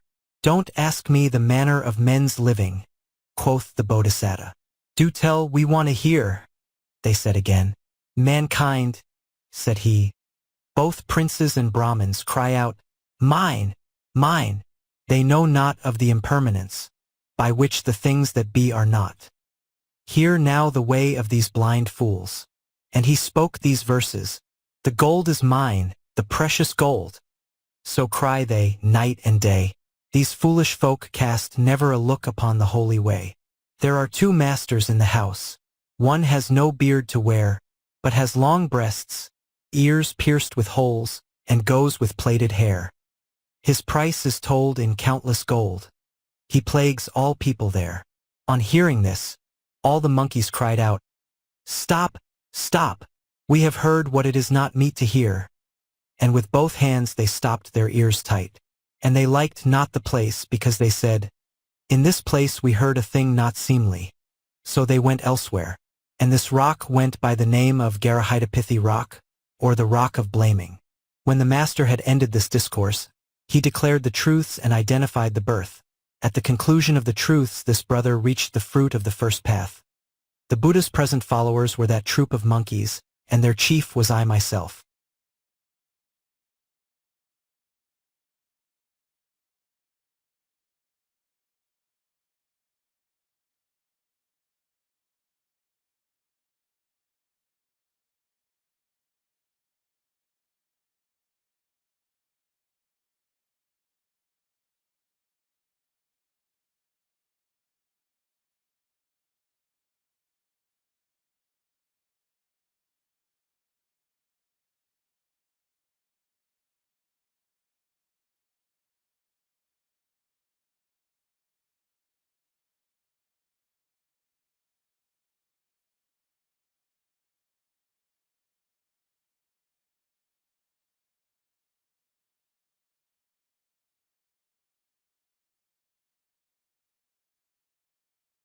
Stories of the Buddha's Former Births. Book 2 Dukanipada. 220. Dhammaddhaja Jataka. You look as though, etc. This was told by the master while staying at the bamboo grove, about attempts to murder him. On this occasion, as before, the master said, "This is not the first time Devdatta has tried to murder me and has not even frightened me. He did the same before." And he told this story.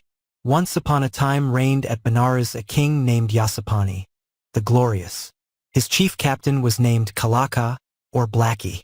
At that time the Bodhisattva was his chaplain, and had the name of Dhammaddhaja, the banner of the faith. There was also a man Chattapani, maker of ornaments to the king. The king was a good king, but his chief captain swallowed bribes in the judging of causes. He was a backbiter. He took bribes and defrauded the rightful owners. On a day, one who had lost his suit was departing from the court, weeping and stretching out his arms, when he fell in with the Bodhisattva as he was going to pay his service to the king. Falling at his feet, the man cried out, telling how he had been worsted in his cause.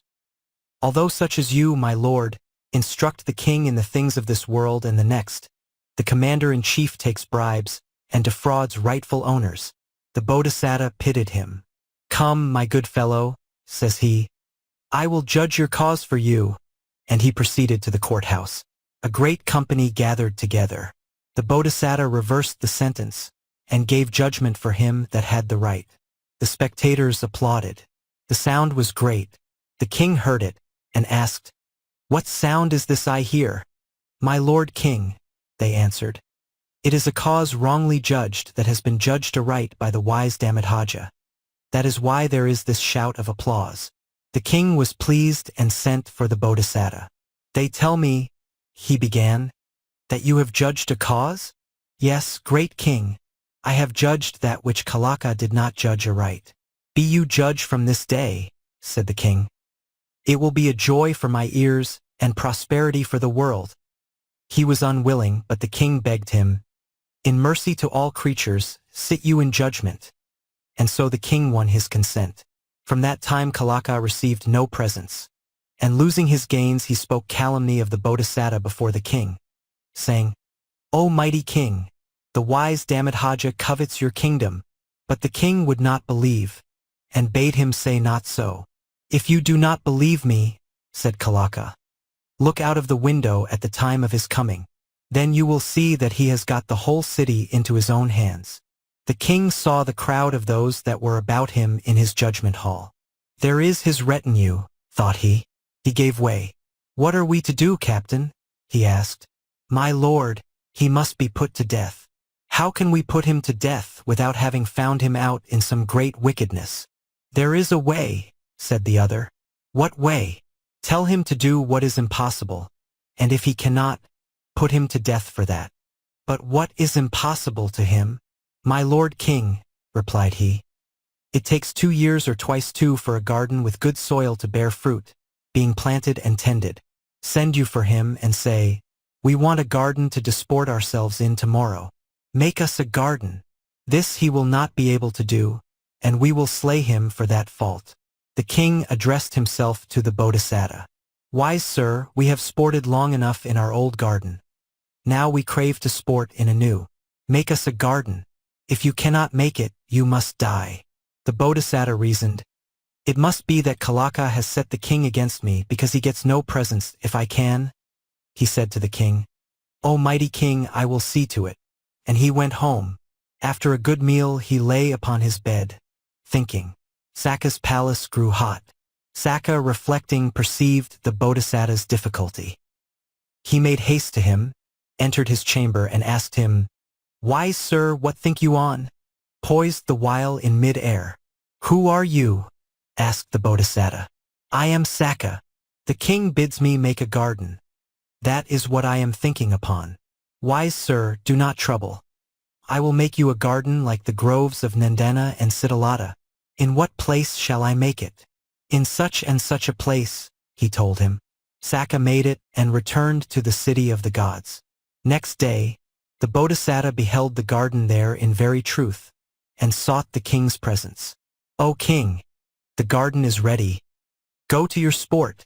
The king came to the place, and beheld a garden girt with a fence of 18 cubits, vermilion tinted, having gates and ponds, beautiful with all manner of trees laden heavy with flowers and fruit. The sage has done my bidding, said he to Kalaka. Now what are we to do? O mighty king, replied he. If he can make a garden in one night, can he not seize upon your kingdom? Well, what are we to do? We will make him perform another impossible thing. What is that? Asked the king. We will bid him make a lake possessed of the 7 precious jewels. The king agreed, and thus addressed the Bodhisattva. Teacher, you have made a park. Make now a lake to match it, with the 7 precious jewels. If you cannot make it, you shall not live.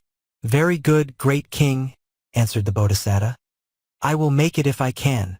Then Sakka made a lake of great splendor, having 100 landing places, 1,000 inlets, covered over with lotus plants of 5 different colors, like the lake in Nandana. Next clay, the Bodhisattva beheld this also, and told the king, See, the lake is made. And the king saw it, and asked of Kalaka what was to be done. Bid him, my lord, make a house to suit it, said he. Make a house, teacher, said the king to the Bodhisattva. All of ivory to suit with the park and the lake. If you do not make it, you must die. Then Sakka made him a house likewise. The Bodhisattva beheld it next day, and told the king. When the king had seen it, he asked Kalaka again what was to do. Kalaka told him to bid the Bodhisattva make a jewel to suit the house. The king said to him, Wise sir, make a jewel to suit with this ivory house. I will go about looking at it by the light of the jewel. If you cannot make one, you must die. Then Sakka made him a jewel too. Next day the Bodhisattva beheld it, and told the king. When the king had seen it, he again asked Kalaka what was to be done. Mighty king, answered he, I think there is some sprite who does each thing that the Brahmin Dhammaddhaja wishes. Now bid him make something which even a divinity cannot make.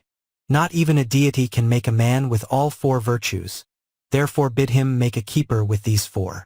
So the king said, Teacher, you have made a park, a lake, and a palace, and a jewel to give light. Now make me a keeper with 4 virtues, to watch the park. If you cannot, you must die. So be it, answered he. If it is possible, I will see to it. He went home, had a good meal, and lay down.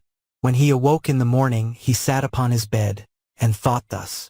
What the great King Sakka can make by his power, that he has made. He cannot make a park keeper with 4 virtues.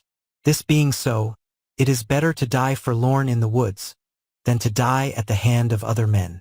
So saying no word to any man, he went down from his dwelling and passed out of the city by the chief gate, and entered the woods, where he sat him down beneath a tree and reflected upon the religion of the good. Sakka perceived it, and in the fashion of a forester he approached the Bodhisattva, saying, Brahmin, you are young and tender. Why sit you here in this wood, as though you had never seen pain before? As he asked it, he repeated the first stanza. You look as though your life must happy be, yet to the wild woods you would homeless go, like some poor wretch whose life was misery, and pine beneath this tree in lonely woe. To this the Bodhisattva made answer in the second stanza. I look as though my life must happy be, yet to the wild woods I would homeless go, like some poor wretch whose life was misery, and pine beneath this tree in lonely woe, pondering the truth that all the saints do know. Then Sakka said, If so, then why, Brahmin, are you sitting here? The king, he made answer, requires a park keeper with 4 good qualities. Such an one cannot be found. So I thought, why perish by the hand of man? I will off to the woods and die a lonely death. So here I came and here I sit. Then the other replied, Brahmin, I am Sakka, king of the gods. By me was your park made and those other things. A park keeper possessed of 4 virtues cannot be made. But in your country there is one Chattapani who makes ornaments for the head, and he is such a man. If a park keeper is wanted, go and make this workman the keeper. With these words Sakka departed to his city divine. After consoling him and bidding him fear no more, the Bodhisattva went home, and having broken his fast he repaired to the palace gates, and there in that spot he saw Chattapani. He took him by the hand and asked him, Is it true, as I hear, Chattapani, that you are endowed with the 4 virtues?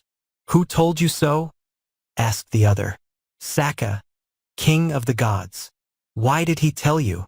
He recounted all and told the reason. The other said, Yes, I am endowed with the 4 virtues. The Bodhisattva, taking him by the hand, led him into the king's presence. Here, mighty monarch, is Chattapani, endowed with 4 virtues. If there is need of a keeper for the park, make him keeper. Is it true, as I hear, the king asked him, that you have 4 virtues? Yes, mighty king. What are they? He asked. I envy not, and drink no wine. No strong desire, no wrath is mine, said he. Why, Chattapani, cried the king. Did you say you have no envy? Yes, O king, I have no envy. What are the things you do not envy? Listen, my lord, said he, and then he told how he felt no envy in the following lines. A chaplain once in bonds I threw, which thing a woman made me do. He built me up in holy lore, since when I never envied more. Then the king said, Dear Chattapani, why do you abstain from strong drink? And the other answered in the following verse. Once I was drunken and I ate my own son's flesh upon my plate. Then, touched with sorrow and with pain, swore never to touch drink again.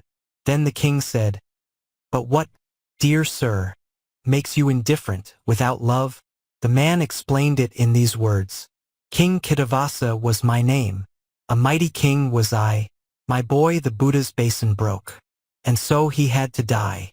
Said the king then, What was it, good friend, that made you to be without anger?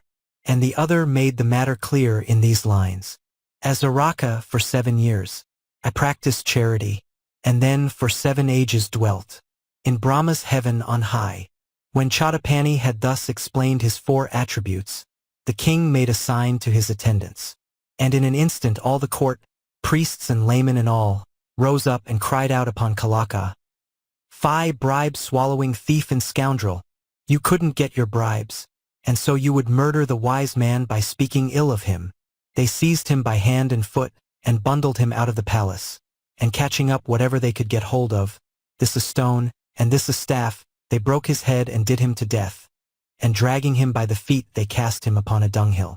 Thenceforward the king ruled in righteousness, until he passed away according to his deserts.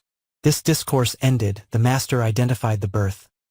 Devdatta was the commander Kalaka, Sariputta was the artisan Chattapani, and I was Dhammaddhaja. The free are bound, when folly has her say. When wisdom speaks, the bond go free away. Just as in the birth now spoken of, this Chattapani became king. The queen intrigued with 64 of the slaves. She tempted the Bodhisattva, and when he would not consent she tried to ruin him by speaking calumny of him. Then the king threw him into prison. The Bodhisattva was brought before him bound, and explained the real state of the case. Then he was set free himself, and then he got the king to release all those slaves who had been imprisoned, and advised him to forgive both the queen and them. All the rest is to be understood exactly as explained above. It was in reference to this he said, "A chaplain once in bonds I threw, which thing a woman made me do. He built me up in holy lore, since when I never envied more. But then I thought, I have avoided 16,000 women, and I cannot satisfy this one in the way of passion. Such is the anger of women, hard to satisfy. It is like being angry, saying, 'Why is it dirty?' When a worn garment is dirty, it is like being angry, saying, 'Why does it become like this?' When after us meal some passes into the draught, I made a resolve that henceforth no envy should arise in me by way of passion, lest I should fail to become a saint. From that time I have been free from envy. This is the point of saying, since when I never envied more."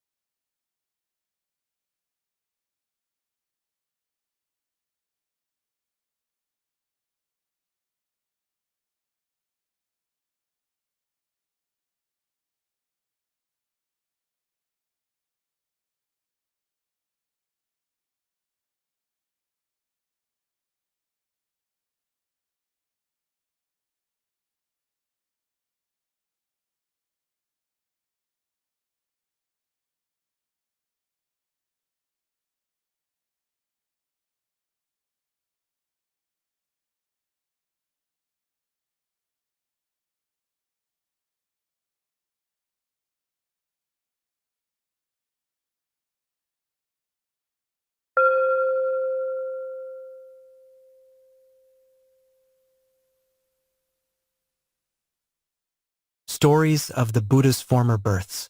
Book 2 Dukanipada. 221. Kasava Jataka.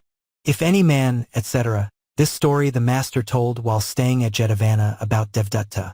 It was occasioned by something that happened at Rajagaha.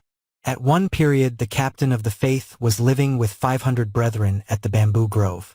And Devdatta, with a body of men wicked like himself, lived at Gayasisa. At that time the citizens of Rajagaha used to club together for the purpose of almsgiving. A trader, who had come there on business, brought a magnificent perfumed yellow robe, asking that he might become one of them, and give this garment as his contribution. The townspeople brought plenty of gifts. All that was contributed by those who had clubbed together consisted of ready money. There was this garment left. The crowd which had come together said, "Here is this beautiful perfumed robe left over. Who shall have it, Elder Sariputta or Devdatta?" Some were in favor of Sariputta. Others said, "Elder Sariputta will stay here a few days and then go traveling at his own sweet will. But Devdatta always lives near our city. He is our refuge in good fortune or ill. Devdatta shall have it."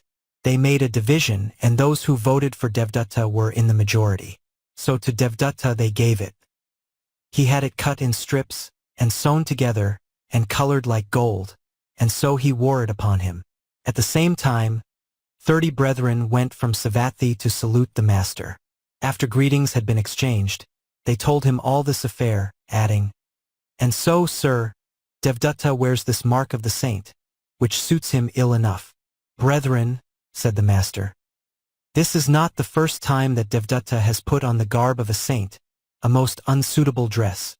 He slid the same before." And then he told them an old world tale. Once upon a time, when Brahmadatta was king of Benares, the Bodhisattva came into this world as an elephant in the Himalaya region. Lord of a herd that numbered 80,000 wild elephants, he dwelt in the forest land. A poor man that lived in Benares, seeing the workers of ivory in the ivory bazaar making bangles and all manner of ivory trinkets. He asked them would they buy an elephant's tusks, if he should get them. To which they answered, yes. So he took a weapon, and clothing himself in a yellow robe, he put on the guise of a Paksika Buddha, with a covering band about his head.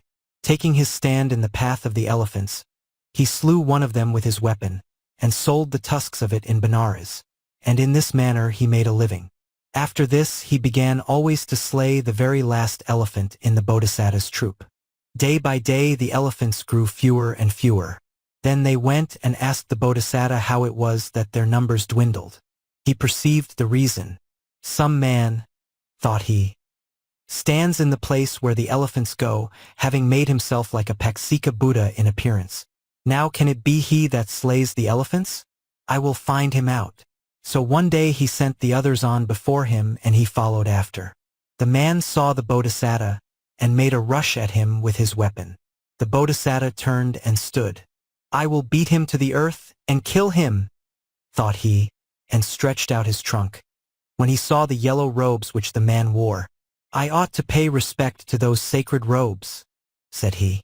So drawing back his trunk, he cried, O man, is not that dress, the flag of sainthood, unsuitable to you?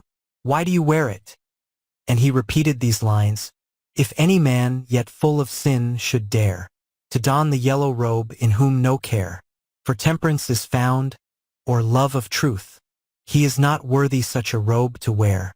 He who has speed out sin, who everywhere is firm in virtue, and whose chiefest care is to control his passions and be true, he well deserves the yellow robe to wear.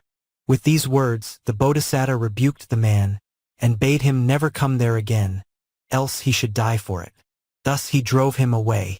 After this discourse was ended, the master identified the birth. Devdatta was the man who killed the elephants, and the head of the herd was I.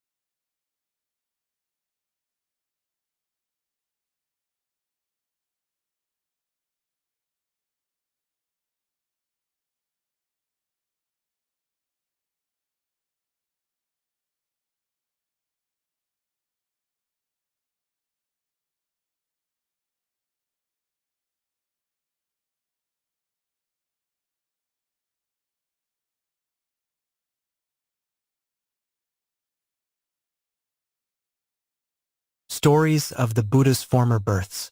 Book 2 Dukanipada. 222. Cula-Nandiya Jataka. I call to mind, etc. This story the master told whilst dwelling in the bamboo grove about Devdatta. One day the brethren fell a-talking in the hall of truth. Friend, that man Devdatta is harsh, cruel, and tyrannical, full of baneful devices against the Supreme Buddha. He flung a stone. He even used the aid of Nalajirai. Pity and compassion there is none in him for the Tathagata. The master came in and asked what they were talking about as they sat there. They told him. Then he said, This is not the first time, brethren, that Devdatta has been harsh, cruel, merciless. He was so before. And he told them an old world tale. Once upon a time, when Brahmadatta was king of Benares, the Bodhisattva became a monkey named Nandiya, or Jali, and dwelt in the Himalaya region, and his youngest brother bore the name of Jalakan. They too headed a band of 80,000 monkeys, and they had a blind mother in their home to care for. They left their mother in her lair in the bushes, and went amongst the trees to find sweet wild fruit of all kinds, which they sent back home to her. the messengers did not deliver it, and, tormented with hunger, she became nothing but skin and bone. Said the Bodhisattva to her, "Mother, we send you plenty of sweet fruits. Then what makes you so thin?" "My son, I never get it," the Bodhisattva pondered. "While I look after my herd, my mother will perish. I will leave the herd and look after my mother alone." So calling his brother, "Brother," said he, "do you tend the herd and I will care for our mother." "Nay, brother," replied he, "what care I for ruling a herd? I too will care for only our mother." So the two of them were of one mind, and leaving the herd, they brought their mother down out of Himalaya, and took up their abode in a banyan tree of the borderland, where they took care of her. Now a certain Brahmin, who lived at Takasila, had received his education from a famous teacher, and afterward he took leave of him, saying that he would depart.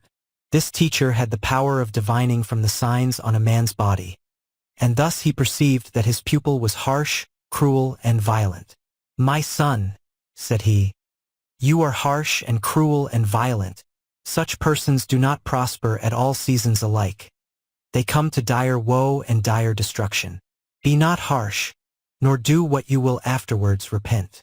With this counsel he let him go. The youth took leave of his teacher, and went his way to Benares. There he married and settled down, and not being able to earn a livelihood by any other of his arts, he determined to live by his bow. So he set to work as a huntsman, and left Benares to earn his living. Dwelling in a border village, he would range the woods girt with bow and quiver, and lived by sale of the flesh of all manner of beasts which he slew. One day, as he was returning homewards after having caught nothing at all in the forest, he observed a banyan tree standing on the verge of an open glade. "Perhaps," thought he, "there may be something here," and he turned his face towards the banyan tree. Now the two brothers had just fed their mother with fruits, and were sitting behind her in the tree, when they saw the man coming. "Even if he sees our mother," said they, "what will he do?" And they hid amongst the branches. Then this cruel man, as he came up to the tree and saw the mother monkey weak with age, and blind, thought to himself, "Why should I return empty-handed? I will shoot this she-monkey first," and lifted up his bow to shoot her. This the Bodhisattva saw and said to his brother, "Jalakin, my dear, this man wants to shoot our mother. I will save her life. When I am dead, do you take care of her." So saying, down he came out of the tree and called out, "Oh man, don't shoot my mother. She is blind and weak for age. I will save her life. Don't kill her, but kill me instead." And when the other had promised, he sat down in a place within bowshot. The hunter pitilessly shot the Bodhisattva. When he dropped, the man prepared his bow to shoot the mother monkey. Jalakin saw this, and thought to himself, "Yon hunter wants to shoot my mother. Even if she only lives a day, she will have received the gift of life. I will give my life for hers."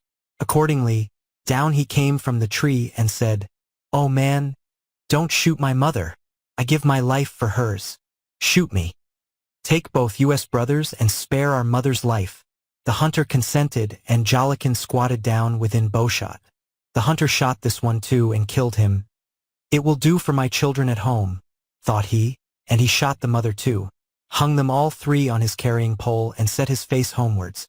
At that moment a thunderbolt fell upon the house of this wicked man, and burnt up his wife and two children with the house.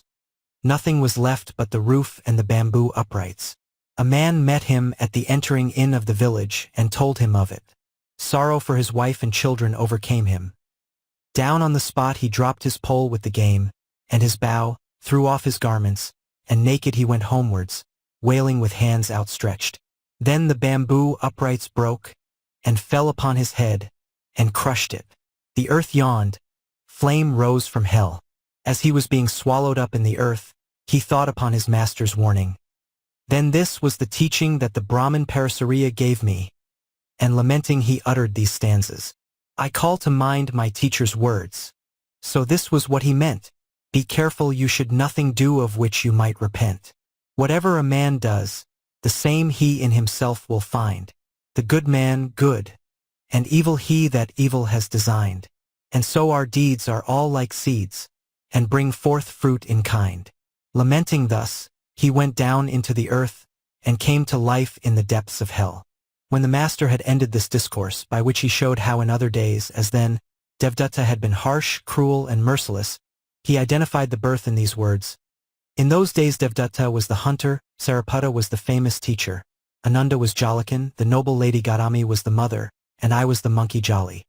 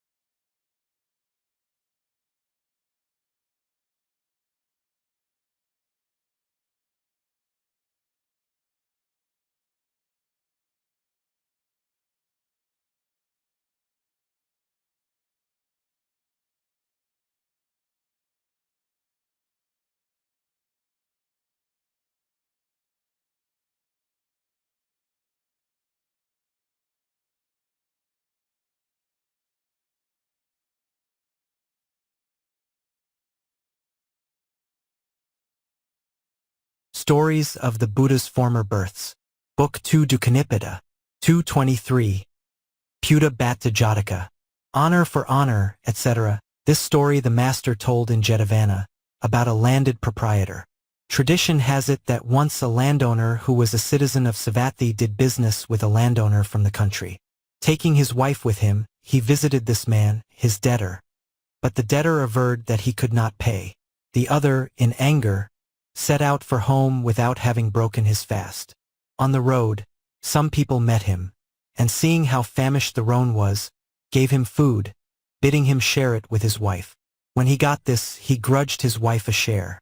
So addressing her he said, "Wife, this is a well-known haunt of thieves, so you had better go in front."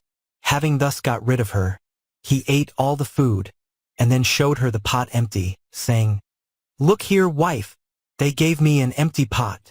She guessed that he had eaten it all up himself, and was much annoyed. As they both passed by the monastery in Jetavana, they thought they would go into the park and get a drink of water. There sat the master, waiting on purpose to see them, like a hunter on the trail, seated under the shade of his perfumed cell. He greeted them kindly and said, "Lay sister, is your husband kind and loving?" "I love him, sir," she replied. "But he does not love me. Let alone other days, this very day he was given a pot of food on the way, and gave not a bit to me, but ate it all himself. Lay sister, so it has always been, you loving and kind, and he loveless. But when by the help of the wise he learns your worth, he will do you all honor." Then, at her request, he told an old world tale. On a time, while Brahmadatta was king in Benares, the Bodhisattva was the son of one of the king's court. On coming of age, he became the king's advisor in things temporal and spiritual. It happened that the king was afraid of his son, lest he might injure him, and sent him away. Taking his wife, the son departed from that city, and came to a village of Kasi, where he dwelt. By and by, when the father died, his son, hearing of it, set out to go back to Benares. "That I may receive the kingdom which is my birthright," said he. On his way one gave him a mess of pottage, saying, "Eat and give to your wife also." But he gave her none, and did eat it all himself. Thought she, "A cruel man this, indeed!" And she was full of sorrow. When he had come to Benares and received his kingdom, he made her the queen consort. But thinking, a little is enough for her, he showed her no other consideration or honor, not so much as to ask her how she did. "This queen," thought the Bodhisattva, "serves the king well and loves him, but the king spends not a thought upon her. I will make him show her respect and honor." So he came to the queen, and made salutation and stood aside. "What is it, dear sir?" she asked. "Lady," he asked, "how can we serve you? Ought you not to give the old fathers a piece of cloth or a dish of rice? Dear sir, I never receive anything myself. What shall I give to you? When I received, did I not give? But now the king gives me nothing at all, let alone giving anything else. As he was going along the road he received a bowl of rice, and never gave me a bit. He ate it all himself." "Well, madam, will you be able to say this in the king's presence?" "Yes," she replied. "Very well then. Today, when I stand before the king, when I ask my question, do you give the same answer? This very day will I make your goodness known." So the Bodhisattva went on before, and stood in the king's presence. And she too went and stood near the king. Then said the Bodhisattva, "Madam, you are very cruel. Ought you not to give the fathers a piece of cloth or a dish of food?" And she made answer, "Good sir, I myself receive nothing from the king. What can I give to you? Are you not the queen consort?" Quoth he, "Good sir," said she, "what boots the place of a queen consort when no respect is paid? What will the king give me now? When he received a dish of rice on the road, he gave me none, but ate it all himself." And the Bodhisattva asked him, "Is it so, O king?" And the king assented.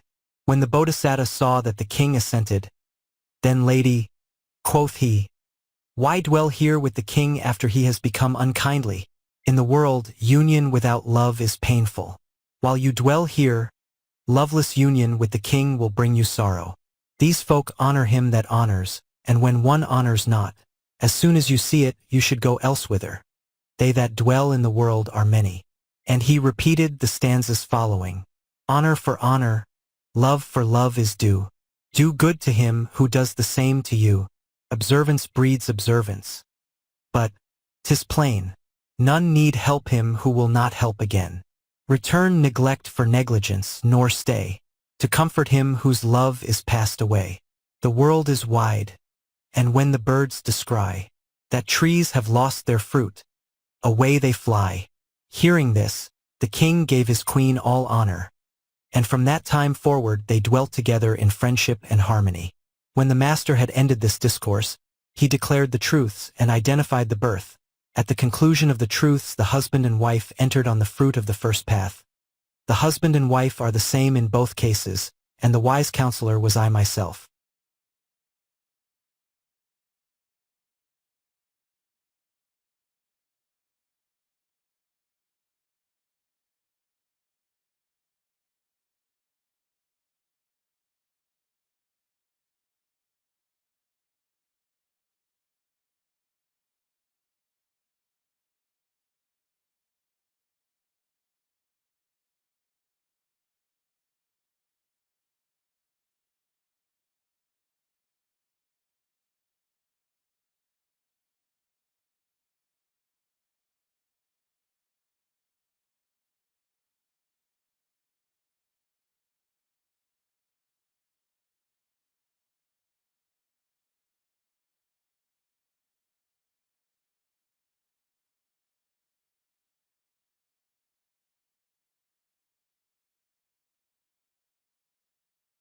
Stories of the Buddha's Former Births. Book 2 Dukanipada. 224. Kumbhila Jataka. O ape, etc.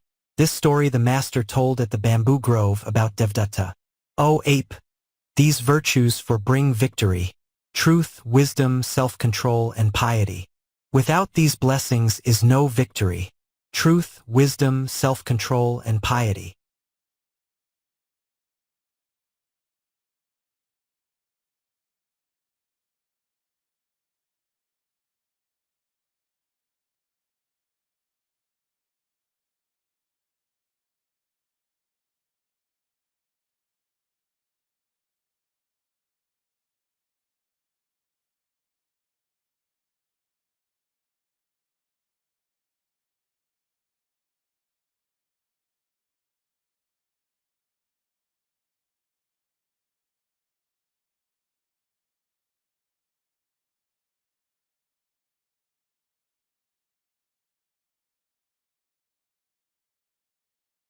Stories of the Buddha's Former Births.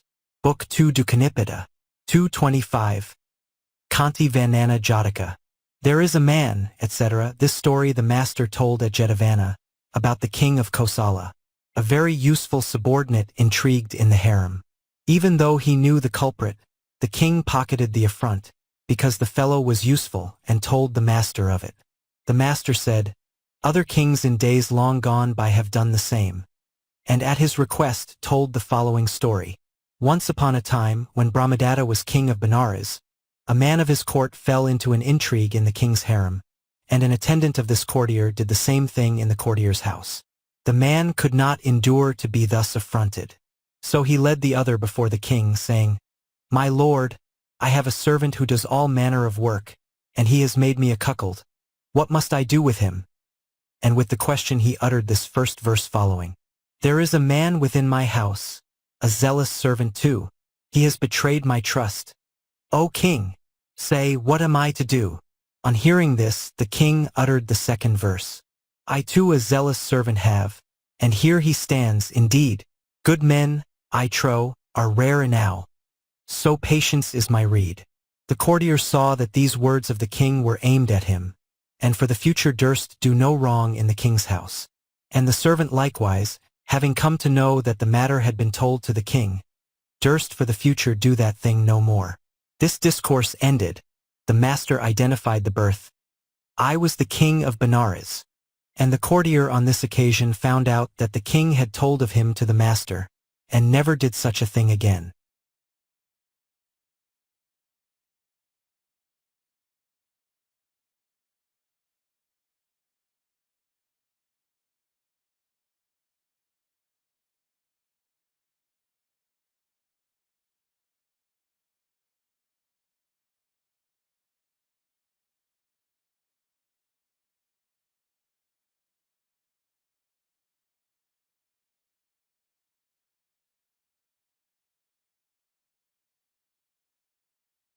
Stories of the Buddha's Former Births. Book 2 Dukanipada. 226. Kosiya Jataka. There is a time, etc. A story told by the master at Jetavana, about the king of Kosala. This king started to quell a border rising at a bad season of the year. The circumstances have been described already. The master as before told the king a story. Once on a time, the king of Benares, having started for the field of war at an unseasonable time, set up a camp in his park. At that time an owl entered a thicket of bamboos, and hid in it. There came a flock of crows. "We will catch him," said they, "so soon as he shall come out." And they compassed it around. Out he came before his time, nor did he wait until the sun should set, and tried to make his escape. The crows surrounded him, and pecked him with their beaks till he fell to the ground. The king asked the Bodhisattva, "Tell me, wise sir, why are the crows attacking this owl?" And the Bodhisattva made answer, "They that leave their dwelling before the right time, great king, fall into just such misery as this. Therefore before the time one should not leave one's dwelling place." And to make the matter clear, he uttered this pair of verses. "There is a time for everything, who forth from home will go. One man or many, out of time, will surely meet some woe. As did the owl, unlucky fowl, pecked dead by many a crow. Who masters quite each rule and right, who others' weakness knows. Like wise owls, he will happy be, and conquer all his foes." When the king heard this, he turned back home again. This discourse ended, the master identified the birth. Ananda was then the king, and the wise courtier was I myself.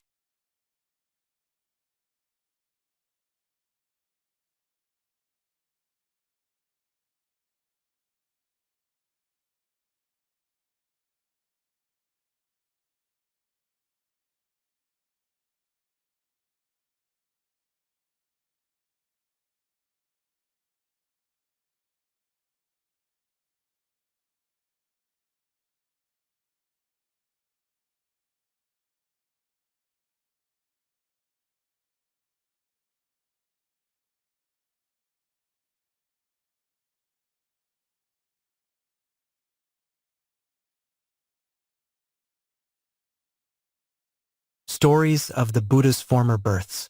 Book 2 Dukanipada. 226. Kosiya Jataka. There is a time, etc. A story told by the master at Jetavana about the king of Kosala. This king started to quell a border rising at a bad season of the year. The circumstances have been described already. The master as before told the king a story. Once on a time, the king of Benares, having started for the field of war at an unseasonable time, set up a camp in his park. At that time an owl entered a thicket of bamboos and hid in it. There came a flock of crows. "We will catch him," said they, "so soon as he shall come out." And they compassed it around. Out he came before his time, nor did he wait until the sun should set, and tried to make his escape. The crows surrounded him, and pecked him with their beaks till he fell to the ground. The king asked the Bodhisattva, "Tell me, wise sir, why are the crows attacking this owl?" And the Bodhisattva made answer, "They that leave their dwelling before the right time, great king, fall into just such misery as this. Therefore before the time one should not leave one's dwelling place." And to make the matter clear, he uttered this pair of verses. "There is a time for everything, who forth from home will go. One man or many, out of time, will surely meet some woe. As did the owl, unlucky fowl, pecked dead by many a crow. Who masters quite each rule and right, who others' weakness knows. Like wise owls, he will happy be, and conquer all his foes." When the king heard this, he turned back home again. This discourse ended, the master identified the birth. Ananda was then the king, and the wise courtier was I myself.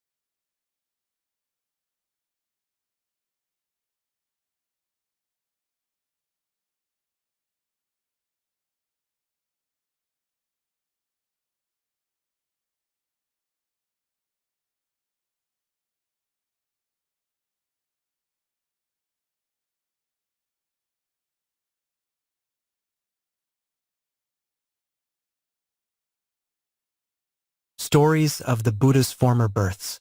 Book 2 Dukanipada. 228. Kamanita Jataka. 3 forts, etc. This story the master told at Jetavana about a Brahmin named Kamanita. The circumstances will be explained in the 12th book, and the Kama Jataka. The king of Benares had 2 sons. And of these 2 sons the elder went to Benares, and became king. The youngest was the viceroy. He that was king was given over to the desire of riches, and the lust of the flesh and greedy of gain. At the time the Bodhisattva was Assaka, king of the gods. And as he looked out upon India, and observed that the king of it was given over to these lusts, he said to himself, "I will chastise that king and make him ashamed." So taking the semblance of a young Brahmin, he went to the king and looked at him.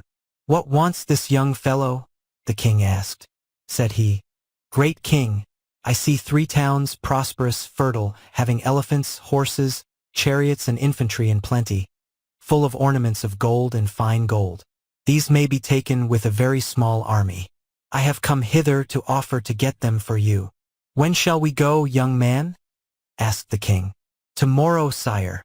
"Then leave me now, tomorrow early shall you go." "Good, my king. Hasten to prepare the army." And so saying, Assaka went back again to his own place.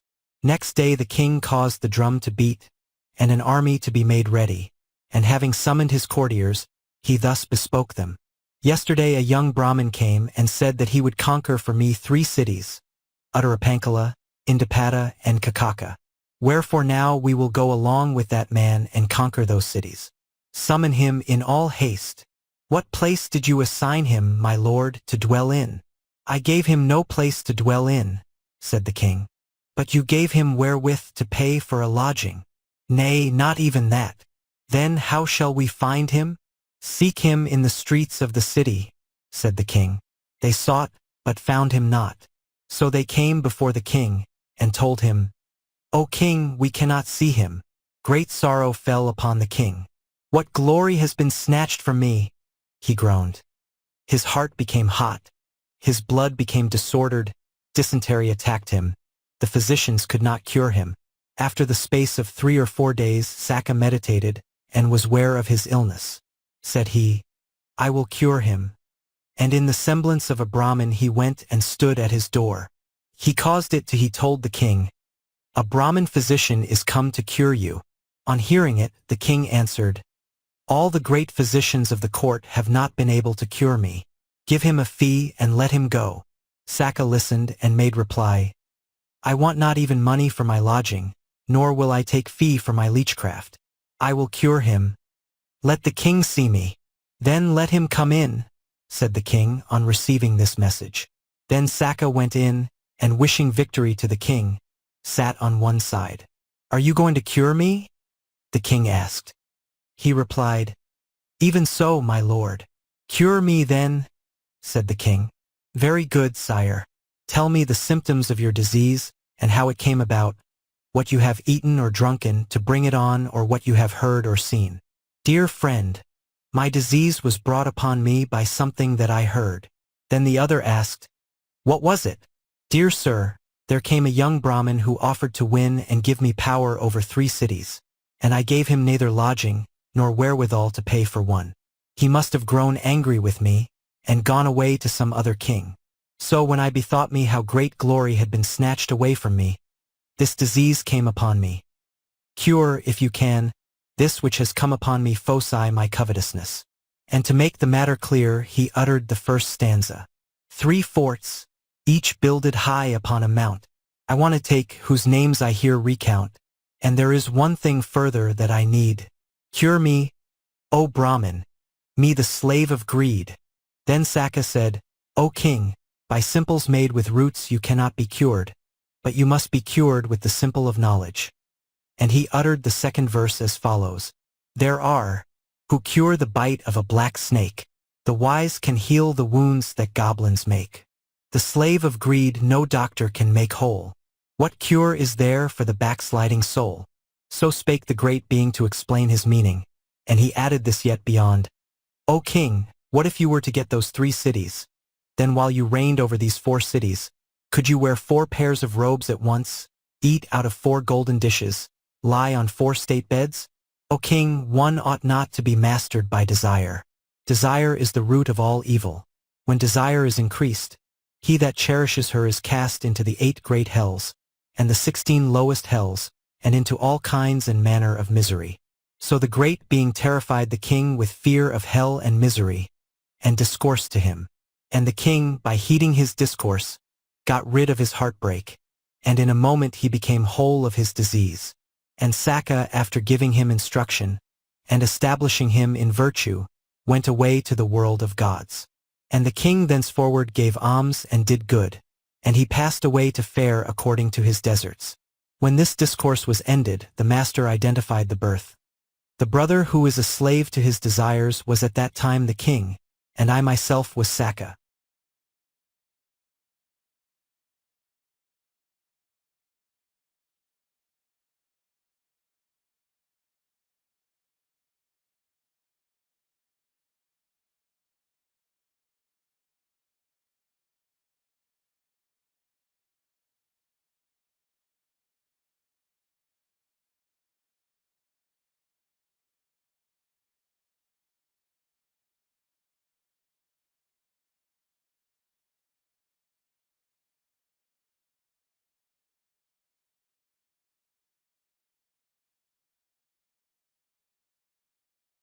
Stories of the Buddha's former births. Book 2 Dukhanippada, 229. Palayi Jataka. Lo, my elephants, etc. This story the master told at Jetavana, about a mendicant with vagrant tastes. He traversed the whole of India for the purpose of arguing, and found no one to contradict him. At last he got as far as Savatthi, and asked was there anyone there who could argue with him. The people said, "There is one who could argue with 1,000 such all-wise, chief of men, the mighty Gautama, Lord of the faith, who bears down all opposition. There is no adversary in all India who can dispute with him. As the billows break upon the shore, so all arguments break against his feet, and are dashed to spray." Thus they described the qualities of the Buddha. "Where is he now?" asked the mendicant. "He was at Jetavana," they replied. "Now I'll get up a disputation with him," said the mendicant. So attended by a large crowd, he made his way to Jetavana. On seeing the gate towers of Jetavana, which Prince Jita had built at a cost of 90 millions of money, he asked whether that was the palace where the priest Gautama lived. "The gateway of it," they said. "If this be the gateway, what will the dwelling be like?" he cried. "There's no end to the perfumed chambers," the people said. "Who could argue with such a priest as this?" he asked, and hurried off at once. The crowd shouted for joy, and thronged into the park. "What brings you here before your time?" asked the master. They told him what had happened. Said he, "This is not the first time, layman, that he hurried away at the mere sight of the gateway of my dwelling. He did the same before." And at their request he told an old world tale. Once upon a time it befell that the Bodhisattva reigned king in Takasila, of the realm of Gandhara, and Brahmadatta in Benares.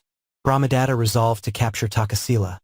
Wherefore with a great host he set forth, and took up a position not far from the city, and set his army in array. "Here be the elephants, here the horses, the chariots here, and here the footmen. Thus do ye charge and hurl with your weapons. As the clouds pour forth rain, so pour ye forth a rain of arrows." And he uttered this pair of stanzas. "Lo, my elephants and horses, like the storm cloud in the sky. Lo, my surging sea of chariots shooting arrow spray on high. Lo, my host of warriors, striking sword in hand with blow and thrust, closing in upon the city, till their foes shall bite the dust. Rush against them, fall upon them, shout the war cry, loudly sing, while the elephants in concert raise a clamorous trumpeting.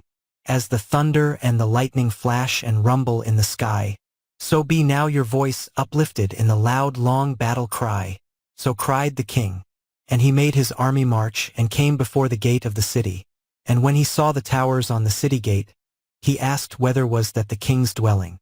"That," said they, "is the gate tower." "If the gate tower be such as this, of what sort will the king's palace be?" he asked. And they replied, "Like to Vijayanta, the palace of Sakka." On hearing it, the king said, "With so glorious a king we shall never be able to fight." And having seen no more than the tower set upon the city gate, he turned and fled away, and came again to Benares. This discourse ended, the master identified the birth. Our mendicant gadabout was then the king of Benares, and I was the king of Takasila myself.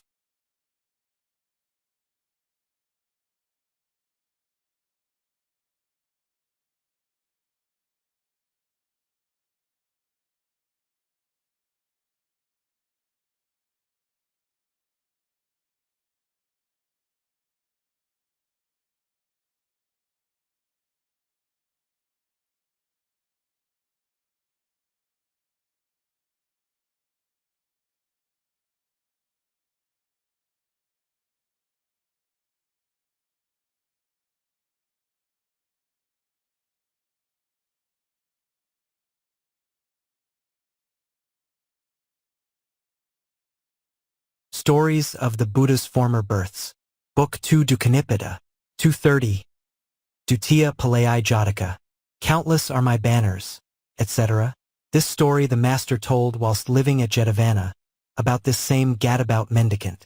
At that time, the master, with a large company round him, sitting on the beautifully adorned throne of the truth, upon a vermilion dais, was discoursing like a young lion roaring with a lion's roar. The mendicant, seeing the Buddha's form like the form of Brahma, his face like the glory of the full moon, and his forehead like a plate of gold, turned round where he had come, in the midst of the crowd, and ran off, saying, "Who could overcome a man like this?" The crowd went in chase, then came back and told the master.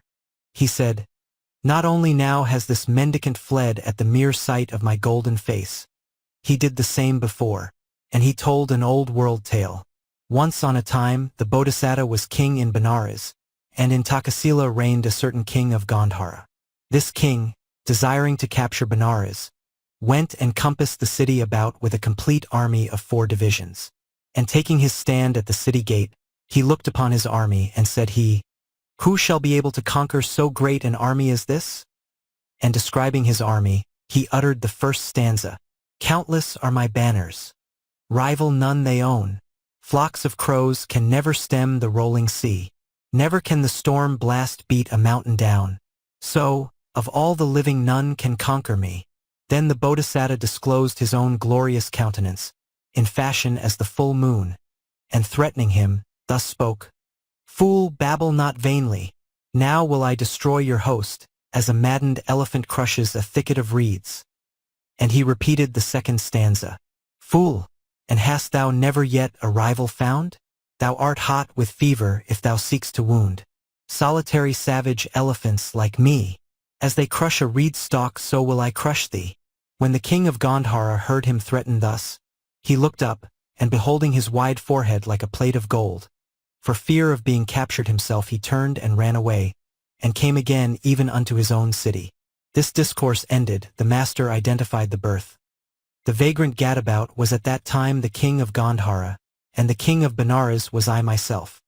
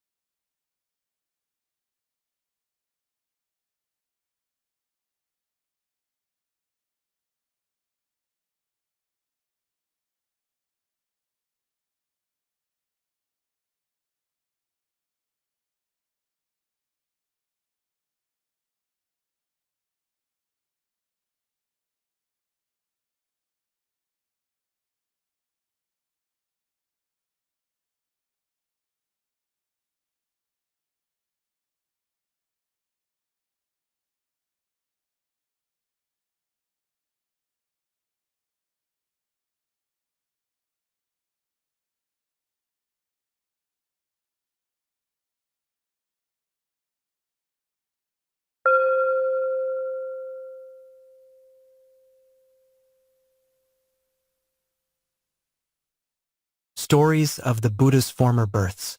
Book 2 Dukanipada. 231. Upahana Jataka. As when a pair of shoes, etc. This story the master told in the bamboo grove about Devdatta. The brethren gathered together in the hall of truth, and began to discuss the matter.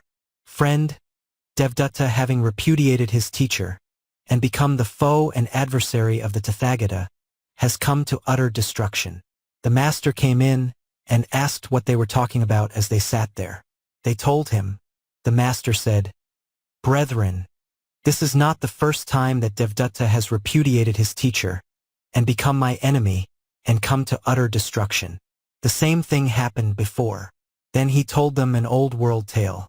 Once on a time, while Brahmadatta was king of Benares, the Bodhisattva was born as the son of an elephant trainer.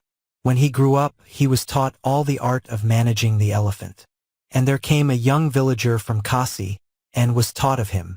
Now when the future Buddhas teach any, They do not give a niggardly dole of learning. But according to their own knowledge so teach they, keeping nothing back. So this youth learnt all the branches of knowledge from the Bodhisattva without omission. And when he had learnt, said he to his master, Master, I will go and serve the king. Good, my son, said he.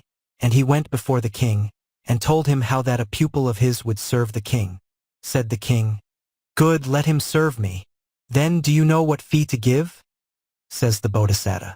A pupil of yours will not receive so much as you. If you receive 100, he shall have 50. If you receive 2, to him shall 1 be given. So the Bodhisattva went home, and told all this to his pupil. Master, said the youth, all your knowledge do I know piece for piece. If I shall have the like payment, I will serve the king. But if not, then I will not serve him. And this the Bodhisattva told to the king. Said the king, If the young man could do even as you, if he is able to show skill for skill with you, he shall receive the like.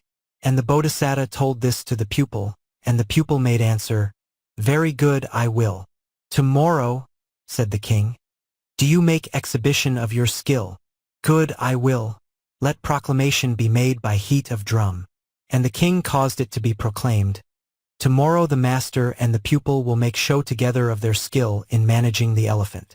Tomorrow let all that wish to see gather together in the courtyard of the palace, and see it. My pupil, thought the teacher to himself, does not know all my resources. So he chose an elephant, and in one night he taught him to do all things awry. He taught him to back when bidden go forward, and to go on when told to back, to lie down when bidden rise, and to rise when bidden lie down, to drop when told to pick up, and to pick up when told to drop. Next day, mounting his elephant, he came to the palace yard. And his pupil also was there, mounted upon a beautiful elephant. There was a great concourse of people. They both showed all their skill. But the Bodhisattva made his elephant reverse orders. Go on, said he, and it backed. Back, and it ran forward. Stand up, and it lay down. Lie, and it stood up. Pick it up, and the creature dropped it. Drop it, and he picked it up. And the crowd cried, Go to, you rascal! Do not raise your voice against your master. You do not know your own measure, and you think you can match yourself against him. And they assailed him with clods and staves, so that he gave up the ghost then and there. And the Bodhisattva came down from his elephant, and approaching the king, addressed him thus, O mighty king! For their own good men get them taught.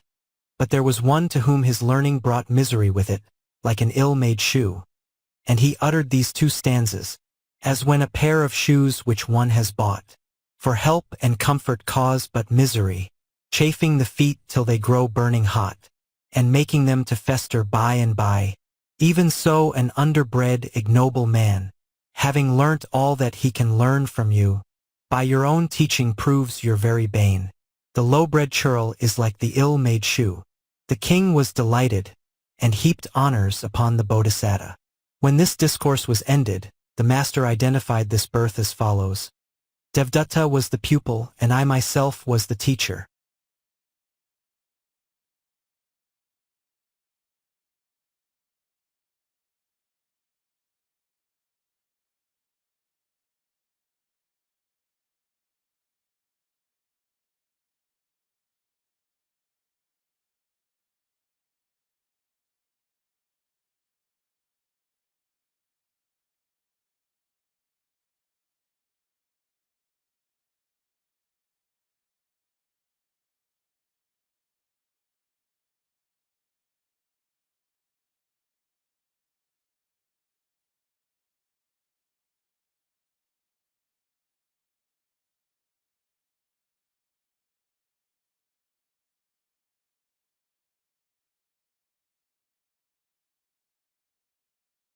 Stories of the Buddha's Former Births.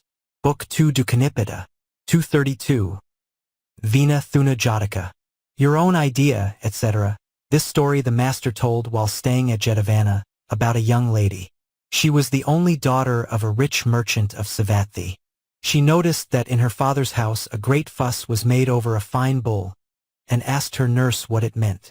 Who is this nurse that is honored so? The nurse replied that it was a right royal bull.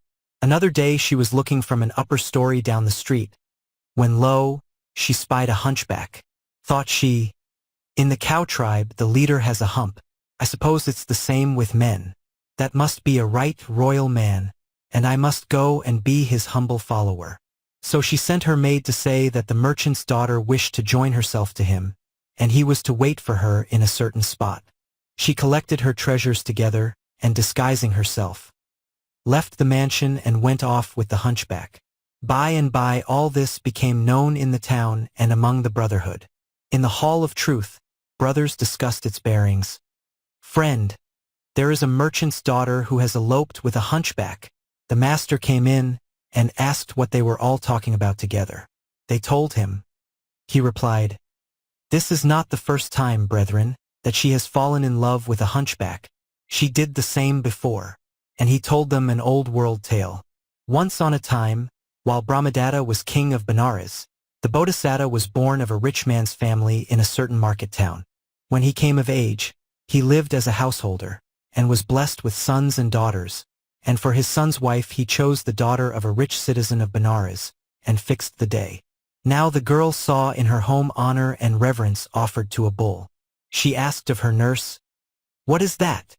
"A right royal bull," said she. And afterward the girl saw a hunchback going through the street. "That must be a right royal man," thought she, and taking with her the best of her belongings in a bundle, she went off with him. The Bodhisattva also, having a mind to fetch the girl home, set out for Benares with a great company, and he traveled by the same road. The pair went along the road all night long. All night long the hunchback was overcome with thirst, and at the sunrise he was attacked by colic, and great pain came upon him.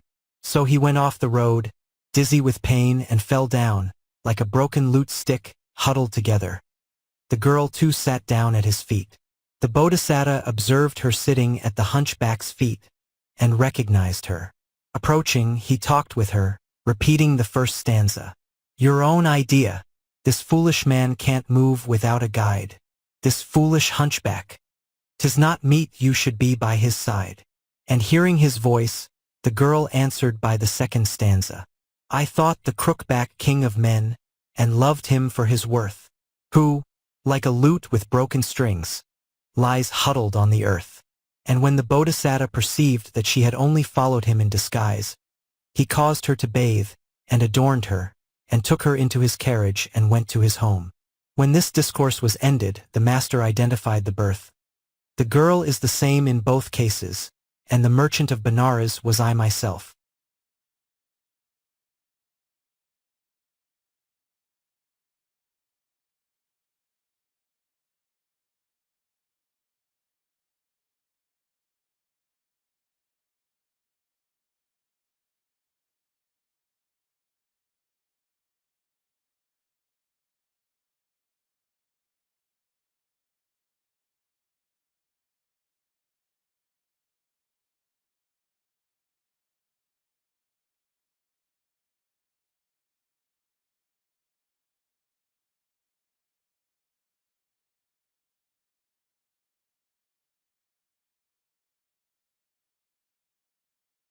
Stories of the Buddha's Former Births.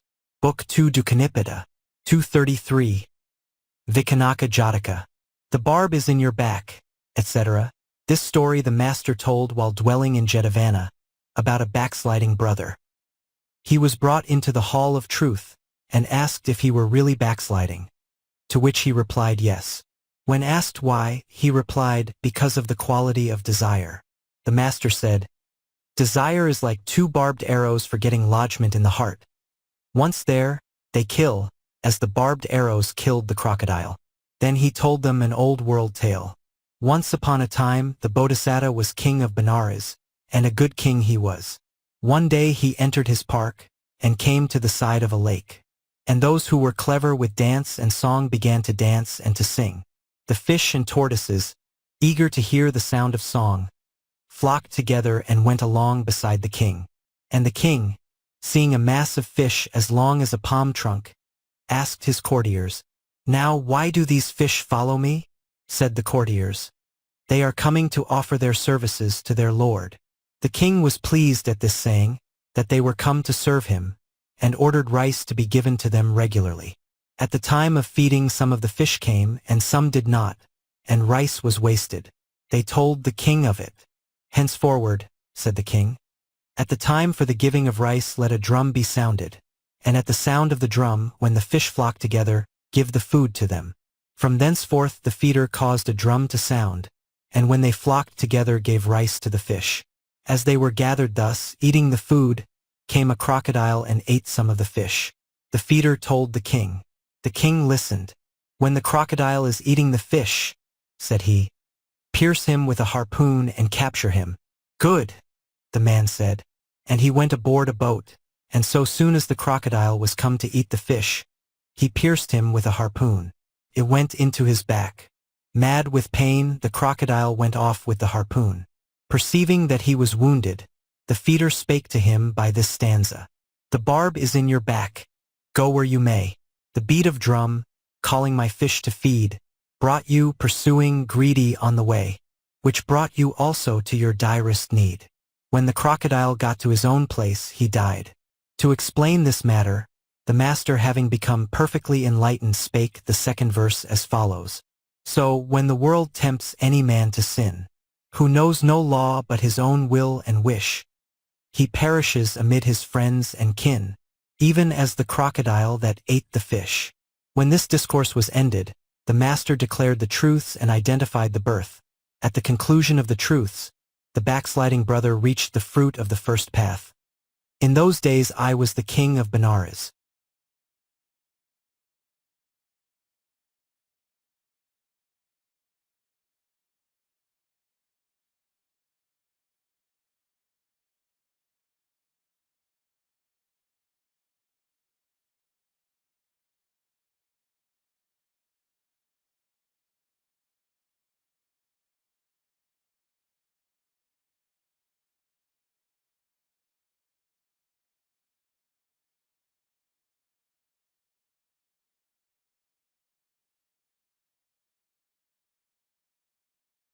Stories of the Buddha's Former Births. Book 2 Dukanipada. 234. Ucchittha-Bhatta Jataka. Now desire has gone, etc. This story the master told while staying at Jetavana, about a young girl. Tradition tells us that a certain man at Savatthi, a servant of the master's two chief disciples, had one beautiful and happy daughter.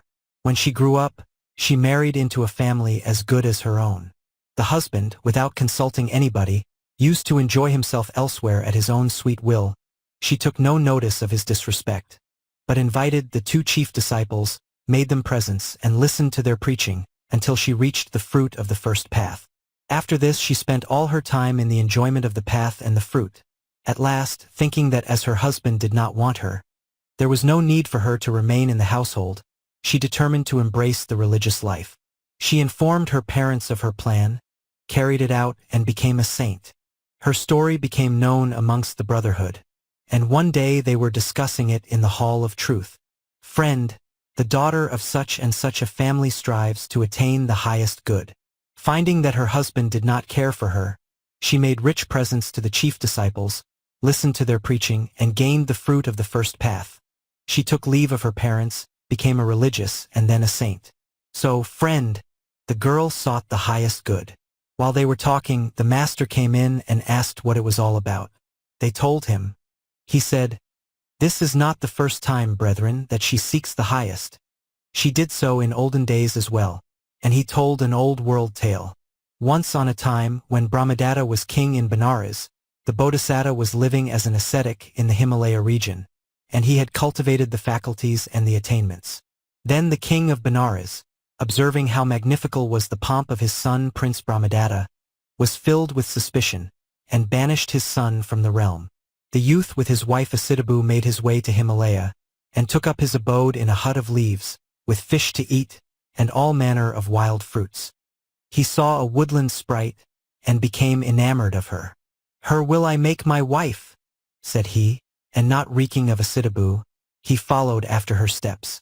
His wife, seeing that he followed after the sprite, was wroth. "The man cares not for me," she thought. "What have I to do with him?" So she came to the Bodhisattva and did him reverence. She learnt what she must needs do to be initiated, and gazing at the mystic object, she developed the faculties and the attainments, bade the Bodhisattva farewell, and returning stood at the door of her hut of leaves. Now Brahmadatta followed the sprite, but saw not by what way she went, and balked of his desire he set his face again for the hut. Ucchittha saw him coming, and rose up in the air, and poised upon a plane in the air of the color of a precious stone. She said to him, "My young lord, 'tis through you that I have attained this ecstatic bliss." And she uttered the first stanza. "Now desire has gone, thanks to you, and found its ending, like a tusk once sawn, none can make it one by mending." So saying, as he looked, she rose up and departed to another place. And when she had gone, he uttered the second stanza, lamenting, "Greed that knows no stay, lust, the senses all confusing, steals our good away, even as now my wife I'm losing." And having made his moan in this stanza, he dwelt alone in the forest, and at his father's death he received the sovereignty. After this discourse was ended, the master identified the birth. "These two people were then the prince and princess, and I was the hermit."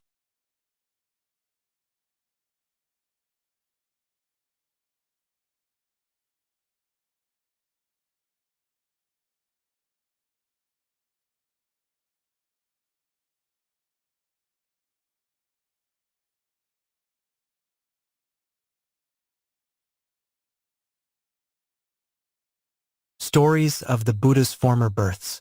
Book 2 Dukanipada. 235. Vikannaka Jataka. Houses in the world are sweet, etc. This story the master told at Jetavana, about Roha the Malian. We learn that this man, who was a lay friend of Ananda's, sent the elder a message that he should come to him. The elder took leave of the master, and went. He served the elder with all sorts of food, and sat down on one side, engaging him in a pleasant conversation. Then he offered the elder a share of his house, tempting him by the 5 channels of desire. "Ananda, sir, I have at home great store of live and dead stock. I will divide it and give you half. Let us live in one house together." The elder declared to him the suffering which is involved in desire, then rose from his seat and returned to the monastery. When the master asked whether he had seen Roha, he replied that he had. "What did he say to you?" "Sir, Roha invited me to return to the world. Then I explained to him the suffering involved in desires and the worldly life." The master said, "Ananda, this is not the first time that Roha the Malian has invited anchorites to return to the world. He did the same before." And then, at his request, he told a story of the olden time. Once upon a time, when Brahmadatta was king of Benares, the Bodhisattva was one of a family of Brahmins who lived in a certain market town. Coming to years, he took up the religious life, and dwelt for a long time amid the Himalayas. He went to Benares to purchase salt and seasoning, and abode in the king's grounds. Next day he entered Benares. Now a certain rich man of the place, pleased at his behavior, took him home, gave him to eat, and receiving his promise to abide with him, caused him to dwell in the garden and attended to his wants. And they conceived a friendship each for the other. One day, the rich man, by reason of his love and friendship for the Bodhisattva, thought this within himself: "The life of an ascetic is unhappy. I will persuade my friend Vikannaka to unfrock himself. I will part my wealth in 2, and give half to him, and we both will dwell together." So one day, when the meal was done, he spake sweetly to his friend and said, "Good Vikannaka, unhappy is the hermit's life. 'Tis pleasant to live in a house. Come now, let us both together take our pleasure as we will." So saying, he uttered the first stanza. "Houses in the world are sweet, full of food, and full of treasure. There you have your fill of meat, eating, drinking at your pleasure."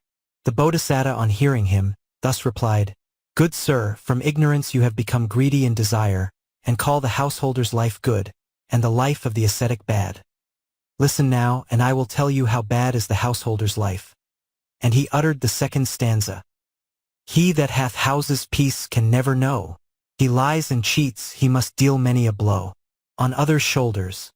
Not this fault can cure. Then who into a house would willing go?" With these words the great Buddha told the defects of a householder's life, and went into the garden again. When the master had ended this discourse, he identified the birth. Roha the Malayan was the Benares merchant, and I was Vikannaka the mendicant.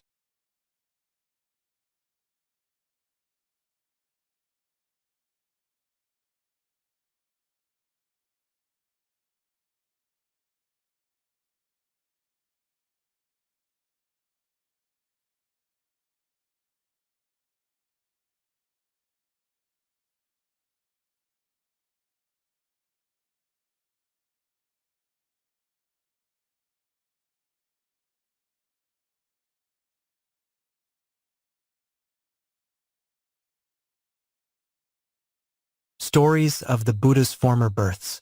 Book 2 Dukanipada, 236. Baka Jataka. See that twice-born bird, etc. This story the master told while staying in Jetavana, about a hypocrite. When he was brought before the master said, "Brethren, he was a hypocrite of old just as he is now," and told the following story.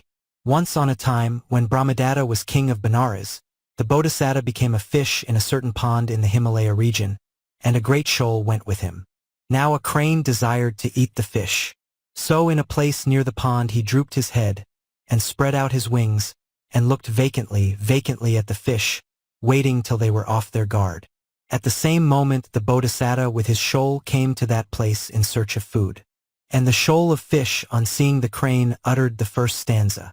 See that twice-born bird, how white, like a water lily seeming, wings outspread to left and right. Oh, how pious! Dreaming. Then the Bodhisattva looked, and uttered the second stanza. What he is ye do not know, or you would not sing his praises. He is our most treacherous foe. That is why no wing he raises. Thereupon the fish splashed in the water and drove the crane away. When this discourse was ended, the master identified the birth. This hypocrite was the crane, and I was the chief of the shoal of fish.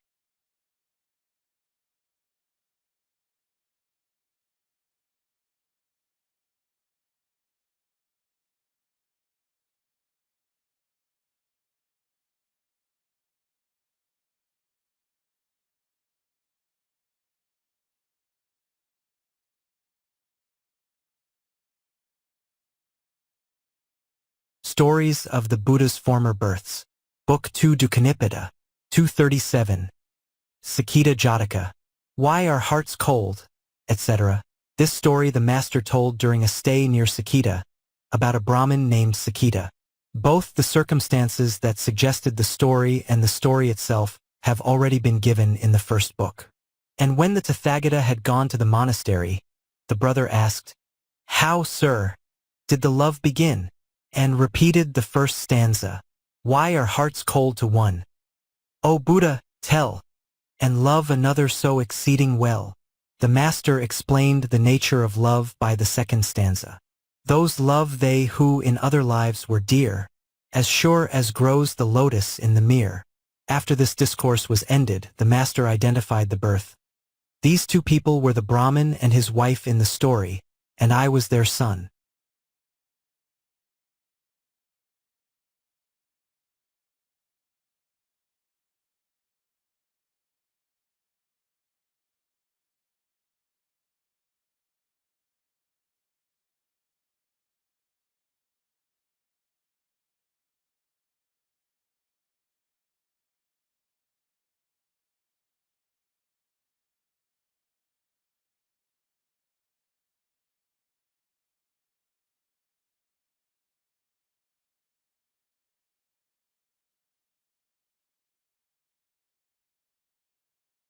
Stories of the Buddha's Former Births. Book 2 Dukanipada, 238. Ekapada Jataka. Tell me one word, etc. This story the master told in Jetavana, about a certain landowner. We are told that there was a landowner who lived at Savatthi. One day, his son sitting on his hip asked him what is called the door question. He replied, "That question requires a Buddha. Nobody else can answer it."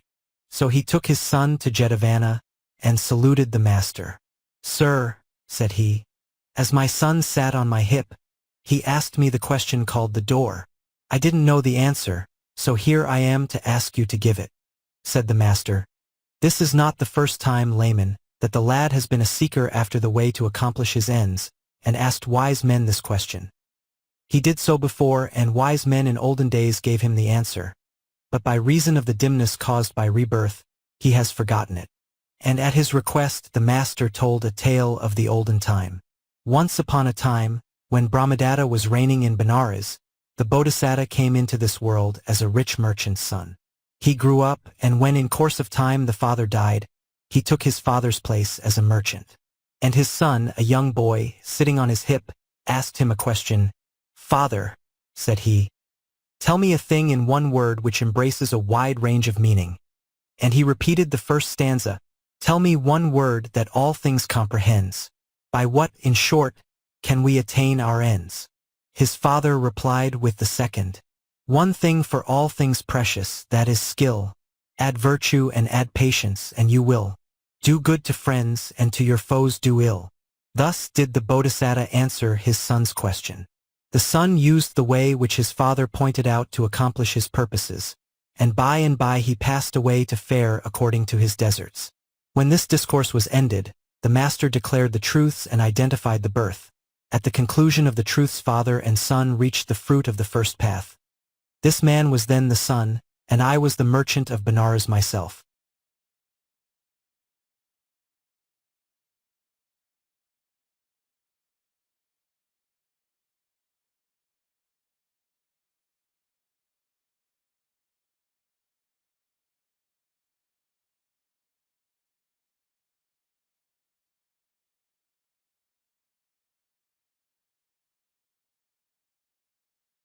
Stories of the Buddha's Former Births. Book 2 Dukanipada, 239. Garahita Jataka. When I was in their cage, etc. This story the master told while dwelling in the bamboo grove about Ajatasattu. Kosala, the king of Kosala's father, when he married his daughter to King Bimbisara, had given her a village in Kasi for bath money. After Ajatasattu murdered Bimbisara, his father, the queen very soon died of love for him. Even after his mother's death, Ajatasattu still enjoyed the revenues of this village. But the king of Kosala determined that no parricide should have a village which was his by right of inheritance, and made war upon him. Sometimes the uncle got the best of it, and sometimes the nephew. And when Ajatasattu was victor, he raised his banner and marched through the country back to his capital in triumph. But when he lost, all downcast he returned without letting anyone know. It happened on a day that the brethren sat talking about it in the Hall of Truth. Friend, so one would say, Ajatasattu is delighted when he beats his uncle, and when he loses he is cast down. The master, entering the hall, asked what they were discussing this time, and they told him. He said, "Brethren, this is not the first time that the man has been happy when he conquered, and miserable when he did not." And he told them an old world tale. Once upon a time, when Brahmadatta was king of Benares, the Bodhisattva became a green frog. At the time people set wicker cages in all pits and holes of the rivers, to catch fish withal. In one cage were a large number of fish, and a water snake eating fish went into the trap himself. A number of the fish thronging together fell to biting him, until he was covered with blood. Seeing no help for it, in fear of his life he slipped out of the mouth of the cage, and lay down full of pain on the edge of the water. At the same moment, the green frog took a leap and fell into the mouth of the trap. The snake, not knowing to whom he could appeal, asked the frog that he saw there in the trap, "Friend frog, are you pleased with the behavior of yonder fish?" And he uttered the first stanza, "When I was in their cage, the fish did bite me though a snake." Green frog, does that seem right? Then the frog answered him, "Yes, friend snake, it does. Why not? If you eat fish which get into your domain, the fish eat you when you get into theirs. In his own place and district and feeding ground no one is weak." So saying, he uttered the second stanza. "Men rob as long as they can compass it, and when they cannot, why, the biters bit." The Bodhisattva having pronounced his opinion, all the fish observing the snake's weakness, cried, "Let us seize our foe," and came out of the cage, and did him to death then and there, and then departed. When the master had ended this discourse, he identified the birth. Ajatasattu was the water snake, and the green frog was I.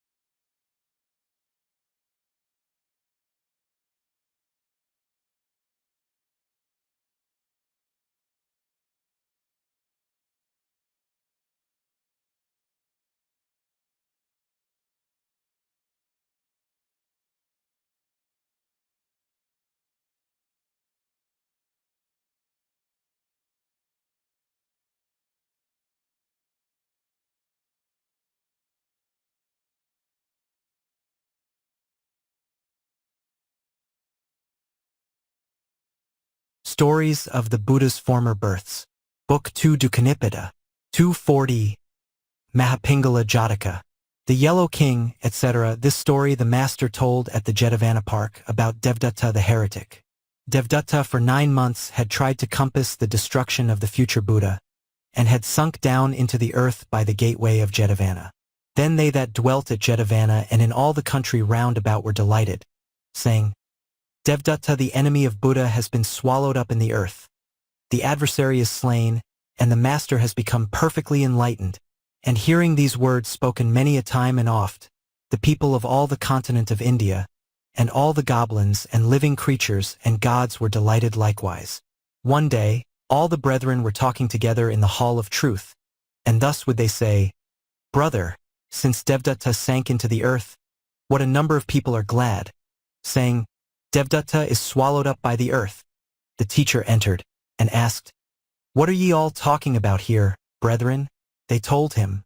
Then said he, This is not the first time, O brethren, that multitudes have rejoiced and laughed aloud at the death of Devdatta. Long ago they rejoiced and laughed as they do now. And he told them an old world tale. Once upon a time reigned at Benares a wicked and unjust king named Mahapingla, the great Yellow King, who did sinfully after his own will and pleasure, with taxes and fines, and many mutilations and robberies. He crushed the folk as it were sugar cane in a mill. He was cruel, fierce, ferocious. For other people he had not a grain of pity.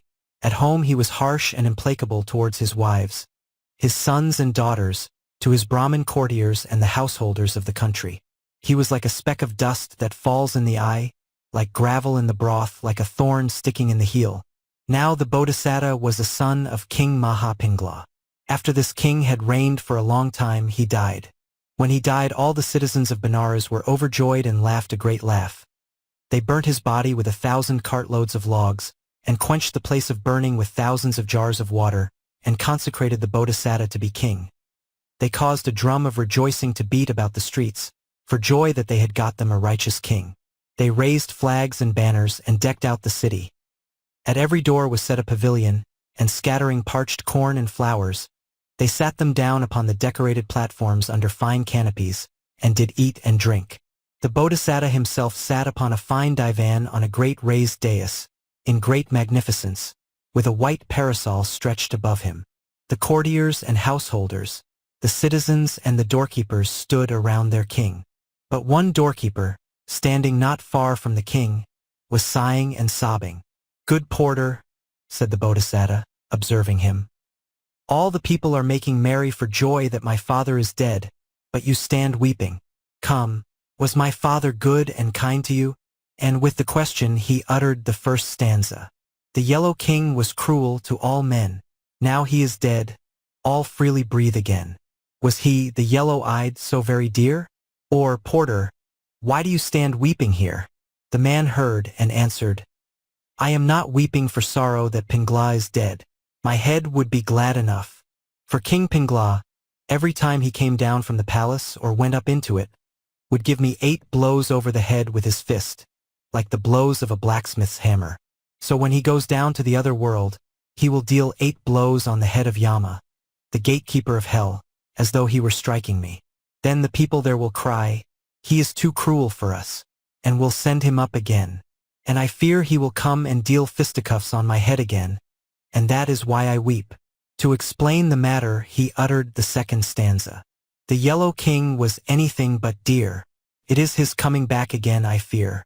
What if he beat the King of Death, and then the King of Death should send him back again? Then said the Bodhisattva, that king has been burnt with 1,000 cartloads of wood. The place of his burning has been soaked with water from thousands of pitchers, and the ground has been dug up all round. Beings that have gone to the other world, except by force of fate, do not return to the same bodily shape as they had before. Do not be afraid. And to comfort him, he repeated the following stanza. Thousands of loads of wood have burnt him quite. Thousands of pitchers quenched what still did burn. The earth is dug about to left and right. Fear not, the king will never more return. After that, the porter took comfort, and the Bodhisattva ruled in righteousness. And after giving gifts and doing other good acts, he passed away to fare according to his deserts. When the master had ended this discourse, he identified the birth. Devdatta was Pingla, and his son was I myself.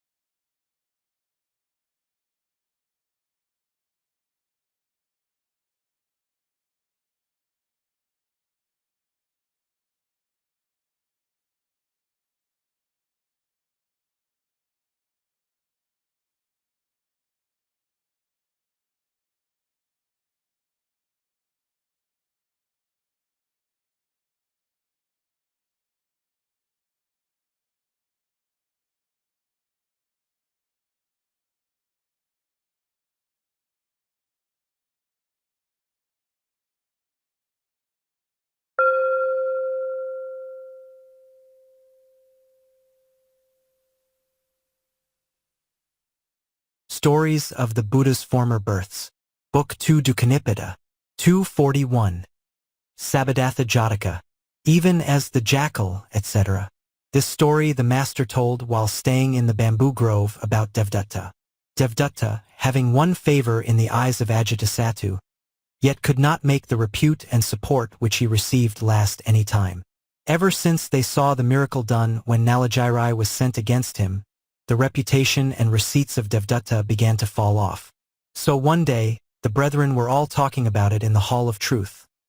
Friend, Devdatta managed to get reputation and support, yet could not keep it up. This happened in olden days in just the same way. And then he told them an old world tale. Once upon a time, Brahmadatta was king of Benares, and the Bodhisattva was his chaplain, and he had mastered the 3 Vedas and the 18 branches of knowledge. He knew the spell entitled, of subduing the world. Now this spell is one which involves religious meditation. One day, the Bodhisattva thought that he would recite this spell. So he sat down in a place apart upon a flat stone, and there went through his reciting of it. It is said that this spell could be taught to no one without use of a special rite, for which reason he recited it in the place just described. It so happened that a jackal lying in a hole heard the spell at the time that he was reciting it, and got it by heart. We are told that this jackal in a previous existence had been some Brahmin who had learnt the charm of subduing the world. The Bodhisattva ended his recitation, and rose up, saying, "Surely I have that spell by heart now." Then the jackal arose out of his hole, and cried, "Ho, Brahmin! I have learnt the spell better than you know it yourself." And off he ran. The Bodhisattva set off in chase, and followed some way, crying, "Yon jackal will do a great mischief. Catch him, catch him!" But the jackal got clear off into the forest. The jackal found a she-jackal, and gave her a little nip upon the body. "What is it, master?" she asked. "Do you know me?" he asked. "Or do you not?" "I do not know you." He repeated the spell, and thus had under his orders several hundreds of jackals, and gathered round him all the elephants and horses, lions and tigers, swine and deer, and all other four-foot creatures. And their king he became under the title of Somadatta or All-Tusk, and a she-jackal he made his consort. On the back of 2 elephants stood a lion, and on the lion's back sat Somadatta, the jackal king, along with his consort the she-jackal, and great honor was paid to them. Now the jackal was tempted by his great honor, and became puffed up with pride, and he resolved to capture the kingdom of Benares. So with all the 4-foot creatures in his train, he came to a place near to Benares. His host covered 12 leagues of ground. From his position there he sent a message to the king, "Give up your kingdom, or fight for it." The citizens of Benares, smitten with terror, closed their gates and stayed within. Then the Bodhisattva drew near the king, and said to him, "Fear not, mighty king. Leave me the task of fighting with the jackal king, Somadatta. Except only me, no one is able to fight with him at all." Thus he gave heart to the king and the citizens. "I will ask him at once," he went on, "what he will do in order to take the city." So he mounted the tower over one of the gates, and cried out, "Somadatta, what will you do to get possession of this realm?" "I will cause the lions to roar, and with the roaring I will frighten the multitude. Thus will I take it." "Oh, that's it," thought the Bodhisattva, and down he came from the tower.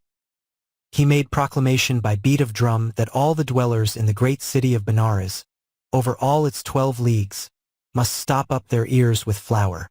The multitude heard the command. They stopped up their own ears with flour, so that they could not hear each other speak. Nay, they even did the same to their cats and other animals. Then the Bodhisattva went up a second time into the tower, and cried out, "Somadatta, what is it, Brahmin?" quoth he. "How will you take this realm?" he asked. "I will cause the lions to roar, and I will frighten the people and destroy them. Thus will I take it," he said. "You will not be able to make the lions roar. These noble lions, with their tawny paws and shaggy manes, will never do the bidding of an old jackal like you." The jackal, stubborn with pride, answered, "Not only will the other lions obey me, but I'll even make this one, upon whose back I sit, roar alone." "Very well," said the Bodhisattva. "Do it if you can." So he tapped with his foot on the lion which he sat upon to roar. And the lion, resting his mouth upon the elephant's temple, roared thrice, without any manner of doubt. The elephants were terrified and dropped the jackal down at their feet. They trampled upon his head and crushed it to atoms. Then and there Somadatta perished. And the elephants, hearing the roar of the lion, were frightened to death, and wounding one another, they all perished there. The rest of the creatures, deer and swine, down to the hares and cats, perished then and there, all except the lions, and these ran off and took to the woods. There was a heap of carcasses covering the ground for 12 leagues. The Bodhisattva came down from the tower, and had the gates of the city thrown open. By beat of drum he caused proclamation to be made throughout the city. "Let all the people take the flour from out of their ears, and they that desire meat, meat let them take." The people all ate what meat they could fresh, and the rest they dried and preserved. It was at this time, according to tradition, that people first began to dry meat. The master having finished this discourse, identified the birth by the following verses, full of divine wisdom. Even as the jackal, stiff with pride, craved for a mighty host on every side, and all toothed creatures came, flocking around until he won great fame. Even so the man who is supplied with a great host of men on every side, as great renown has he, as had the jackal in his sovereignty. In those days Devdatta was the jackal, Ananda was the king, and I was the chaplain.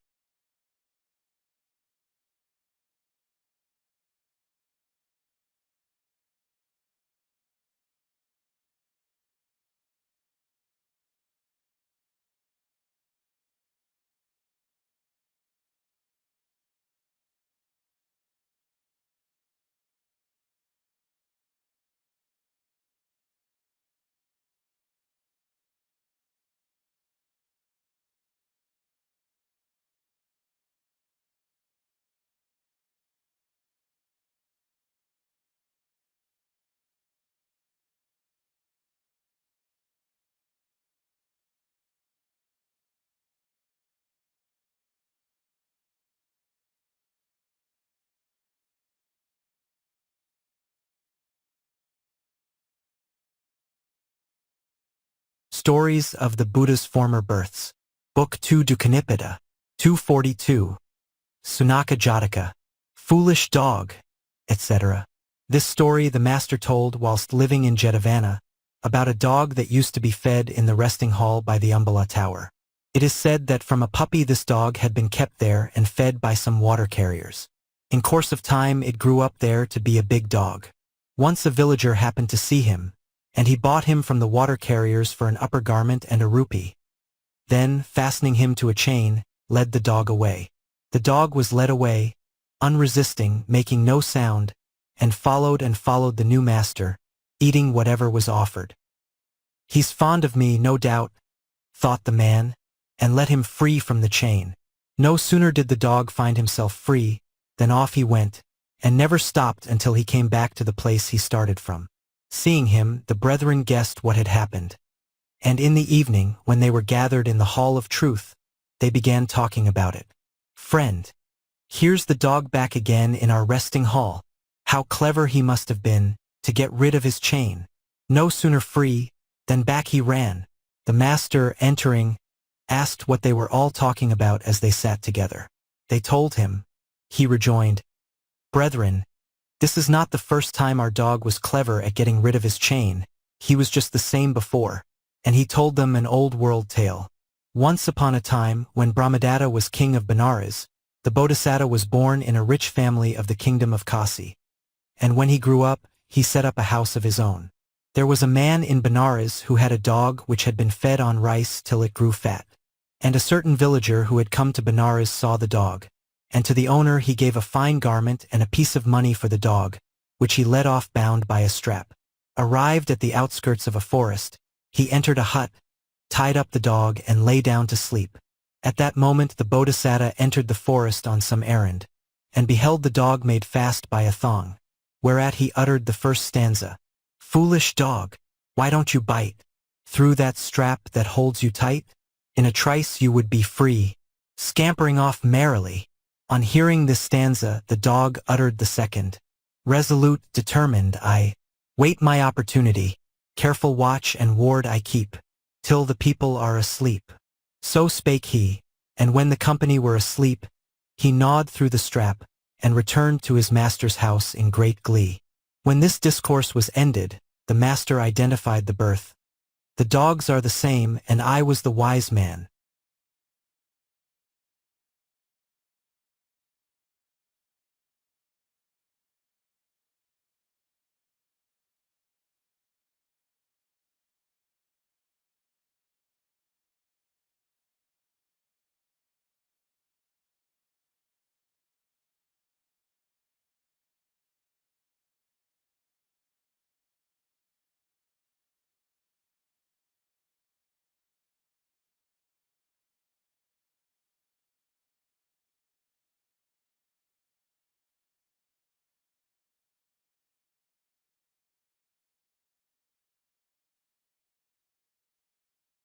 Stories of the Buddha's Former Births. Book 2 Dukanipada. 242. Sunaka Jataka. Foolish Dog, etc. This story the master told whilst living in Jetavana, about a dog that used to be fed in the resting hall by the Umbala Tower. It is said that from a puppy this dog had been kept there and fed by some water carriers. In course of time it grew up there to be a big dog. Once a villager happened to see him, and he bought him from the water carriers for an upper garment and a rupee. Then, fastening him to a chain, led the dog away. The dog was led away, unresisting, making no sound, and followed the new master, eating whatever was offered. "He's fond of me, no doubt," thought the man, and let him free from the chain. No sooner did the dog find himself free, than off he went, and never stopped until he came back to the place he started from. Seeing him, the brethren guessed what had happened. And in the evening, when they were gathered in the Hall of Truth, they began talking about it. "Friend, here's the dog back again in our resting hall. How clever he must have been to get rid of his chain. No sooner free, than back he ran." The master, entering, asked what they were all talking about as they sat together. They told him. He rejoined, "Brethren, this is not the first time our dog was clever at getting rid of his chain. He was just the same before." And he told them an old world tale. Once upon a time, when Brahmadatta was king of Benares, the Bodhisattva was born in a rich family of the kingdom of Kasi. And when he grew up, he set up a house of his own. There was a man in Benares who had a dog which had been fed on rice till it grew fat. And a certain villager who had come to Benares saw the dog, and to the owner he gave a fine garment and a piece of money for the dog, which he led off bound by a strap. Arrived at the outskirts of a forest, he entered a hut, tied up the dog, and lay down to sleep. At that moment the Bodhisattva entered the forest on some errand, and beheld the dog made fast by a thong, whereat he uttered the first stanza. "Foolish dog, why don't you bite through that strap that holds you tight? In a trice you would be free, scampering off merrily." On hearing this stanza, the dog uttered the second. "Resolute, determined, I wait my opportunity. Careful watch and ward I keep, till the people are asleep." So spake he, and when the company were asleep, he gnawed through the strap, and returned to his master's house in great glee. When this discourse was ended, the master identified the birth. "The dogs are the same, and I was the wise man."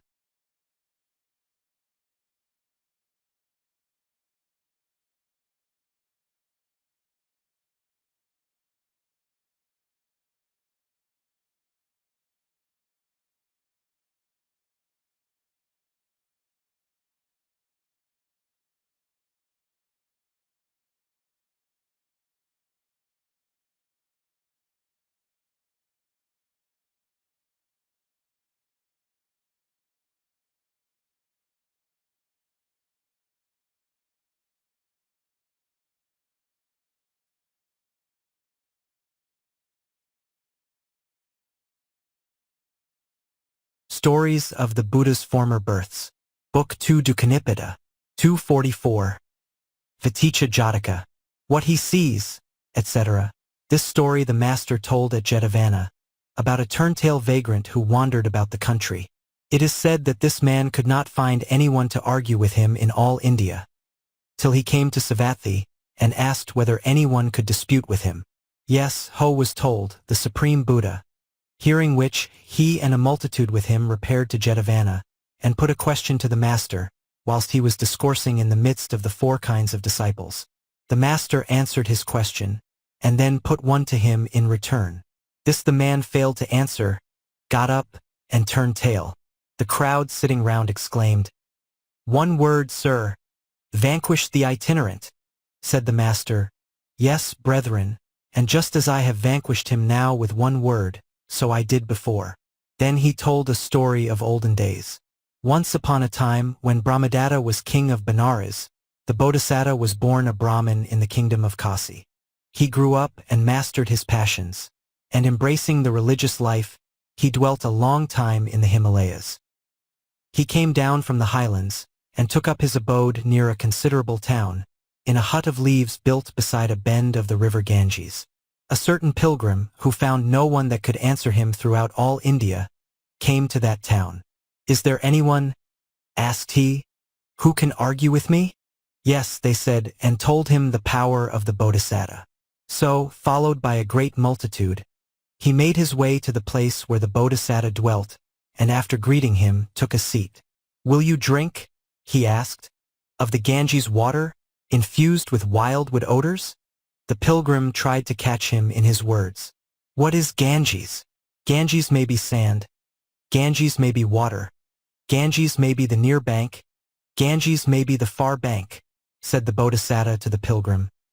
"Besides the sand, the water, the hither and the further bank, what other Ganges can you have?"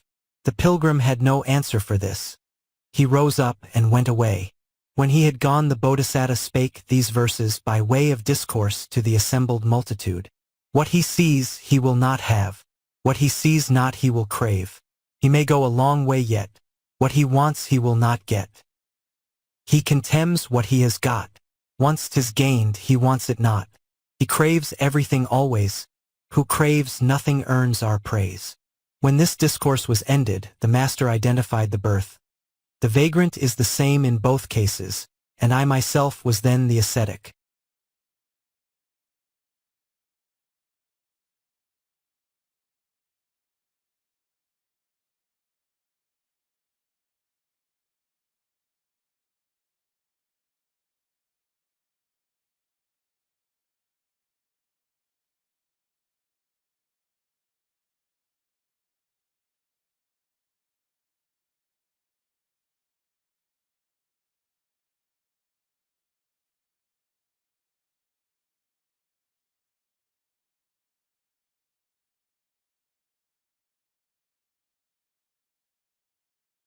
Stories of the Buddha's Former Births. Book 2 Dukanipada. 245. Mula-Periyaya Jataka. Time all consumes, etc. This is a story told by the master while he stayed near Ucchittha, in the Subhagavana Park, in connection with the chapter on the succession of causes. At that time, it is said, 500 Brahmins who had mastered the 3 Vedas, having embraced salvation, studied the 3 Pitakas. These learnt, they became intoxicated with pride, thinking to themselves, "The Supreme Buddha knows just the 3 Pitakas, and we know them too. So what is the difference between us?" They discontinued their waiting upon the Buddha, and went about with an equal following of their own. One day the master, when these men were seated before him, repeated the chapter on the succession of causes, and adorned it with the 8 stages of knowledge. They did not understand a word. The thought came into their mind, "Here we have been believing that there were none so wise as we, and of this we understand nothing. There is none so wise as the Buddhas. Oh, the excellence of the Buddhas!" After this they were humbled, as quiet as serpents with their fangs extracted. When the master had stayed as long as he wished in Ucchittha, he departed to Vesali, and at Gautama's shrine he repeated the chapter on Gautama. There was a quaking of 1,000 worlds. Hearing this, these brothers became saints. But however, after the master had finished repeating the chapter on the succession of causes, during his visit to Ucchittha the brethren discussed the whole affair in the Hall of Truth. "How great is the power of the Buddhas, friend! Why, these Brahmin mendicants, who used to be so drunk with pride, have been humbled by the lesson on the succession of causes." The master entered and asked what their talk was about. They told him. He said, "Brethren, this is not the first time that I have humbled these men, who used to carry their heads so high with pride. I did the same before." And then he told them a tale of the olden time. Once upon a time, when Brahmadatta reigned in Benares, the Bodhisattva was born a Brahmin, who when he grew up and mastered the 3 Vedas became a far-famed teacher and instructed 500 pupils in sacred verses. These 500, having given their best energy to their work and perfected their learning, said within themselves, "We know as much as our teacher. There is no difference." Proud and stubborn, they would not come before their teacher's face, nor do their round of duty. One day, they saw their master seated beneath a jujube tree, and desiring to mock him, they tapped upon the tree with their fingers. "A worthless tree," said they. The Bodhisattva observed that they were mocking him. "My pupils," he said, "I will ask you a question." They were delighted. "Speak on," said they. "We will answer." Their teacher asked the question by repeating the first stanza. Time all consumes, even time itself as well. Who is consumes the all-consumer? Tell. The youths listened to the problem, but not one amongst them could answer it. Then said the Bodhisattva, "Do not imagine that this question is in the three Vedas.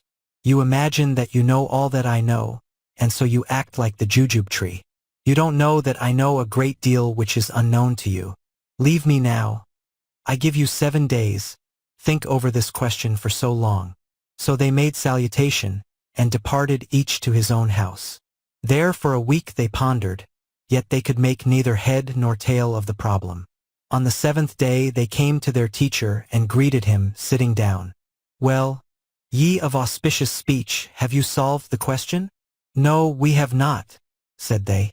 Again the Bodhisattva spoke in reproof, uttering the second stanza. "Heads grow on necks, and hair on heads will grow. How many heads have ears? I wish to know. Fools are ye," he went on, rebuking the youths. "Ye have ears with holes in them, but not wisdom." And he solved the problem. They listened. "Ah," said they, "great are our teachers." And they craved his pardon, and quenching their pride they waited upon the Bodhisattva. When the master had ended this discourse, he identified the birth. At that time these brothers were the 500 pupils, and I myself was their teacher.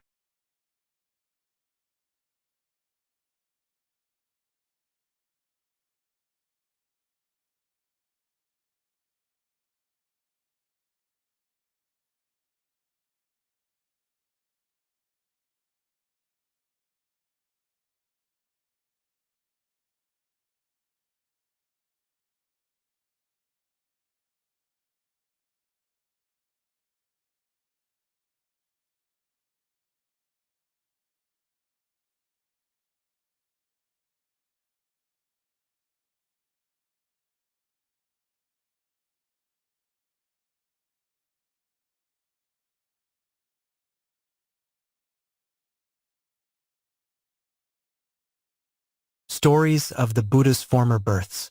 Book 2 Dukanipada. 246. Keli-Sila Jataka. The Wicked Kills, etc. This is a story which the master told while staying in his gabled chamber near Visali, about Sahasanapati. It is said that this man, after he had fled to the refuge, offered hospitality and then gave food with meat in it. The naked ascetics on hearing this were angry and displeased. They wanted to do the Buddha a mischief. "The priest Gautama," sneered they, "with his eyes open, eats meat prepared on purpose for him." The brethren discussed this matter in their hall of truth.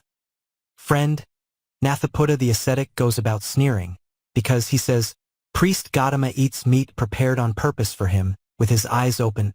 Hearing this, the master rejoined, "This is not the first time, brethren, that Nathaputa has been sneering at me for eating meat which was got ready for me on purpose. He did just so in former times." And he told them an old world tale. Once on a time, when Brahmadatta was king of Benares, the Bodhisattva was born a Brahmin. When he came of age, he embraced the religious life. He came down from Himalaya to get salt and seasoning, and next day walked the city, begging alms.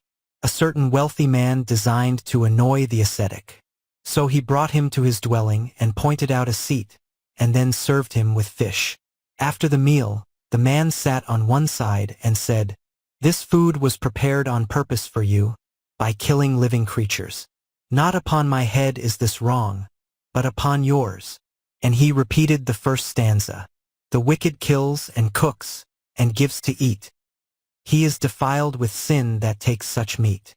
On hearing this, the Bodhisattva recited the second stanza.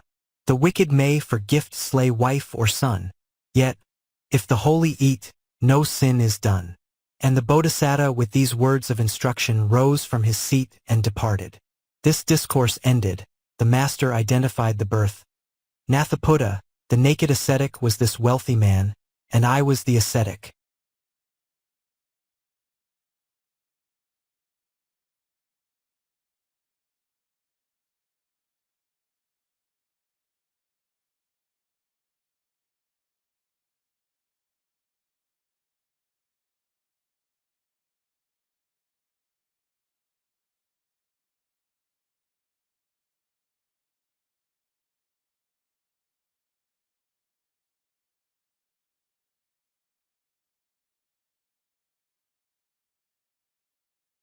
Stories of the Buddha's Former Births. Book 2 Dukanipada. 247. Patanjali Jataka. Surely this lad, etc. This story the master told while dwelling in Jetavana, about the elder Laladai. One day, it is said, the two chief disciples were discussing a question. The brethren who heard the discussion praised the elders. Elder Laladai, who sat amongst the company, curled his lip with the thought, "What is their knowledge compared with mine?" When the brethren noticed this, they left him. The company broke up. The brethren were talking about it in the Hall of Truth. Friend, did you see how Laladai curled his lip in scorn of the two chief disciples? On hearing which the master said, "Brethren, in olden days as now, Laladai had no other answer but a curl of the lip." Then he told them an old world tale. Once upon a time, when King Brahmadatta was reigning in Benares, the Bodhisattva was his advisor in things spiritual and temporal. Now the king had a son, Patanjali by name, an idle lazy loafer. By and by the king died. His obsequies over, the courtiers talked of consecrating his son Patanjali to be king. But the Bodhisattva said, "'Tis a lazy fellow, an idle loafer. Shall we take and consecrate him king?" The courtiers held a trial. They sat the youth down before them and made a wrong decision. They adjudged something to the wrong owner, and asked him, "Young sir, do we decide rightly?" The lad curled his lip. "He is a wise lad, I think," thought the Bodhisattva. "He must know that we have decided wrongly." And he recited the first verse, "Surely the lad is wise beyond all men. He curls his lip. He must see through us then." Next day, as before, they arranged a trial, but this time judged it aright. Again they asked him what he thought of it. Again he curled his lip. Then the Bodhisattva perceived that he was blind fool, and repeated the second verse. "Not right from wrong, nor bad from good he knows. He curls his lip, but no more sense he shows." The courtiers became aware that the young man Patanjali was a fool, and they made the Bodhisattva king. When the master had ended this discourse, he identified the birth. Laladai was Patanjali, and I was the wise courtier.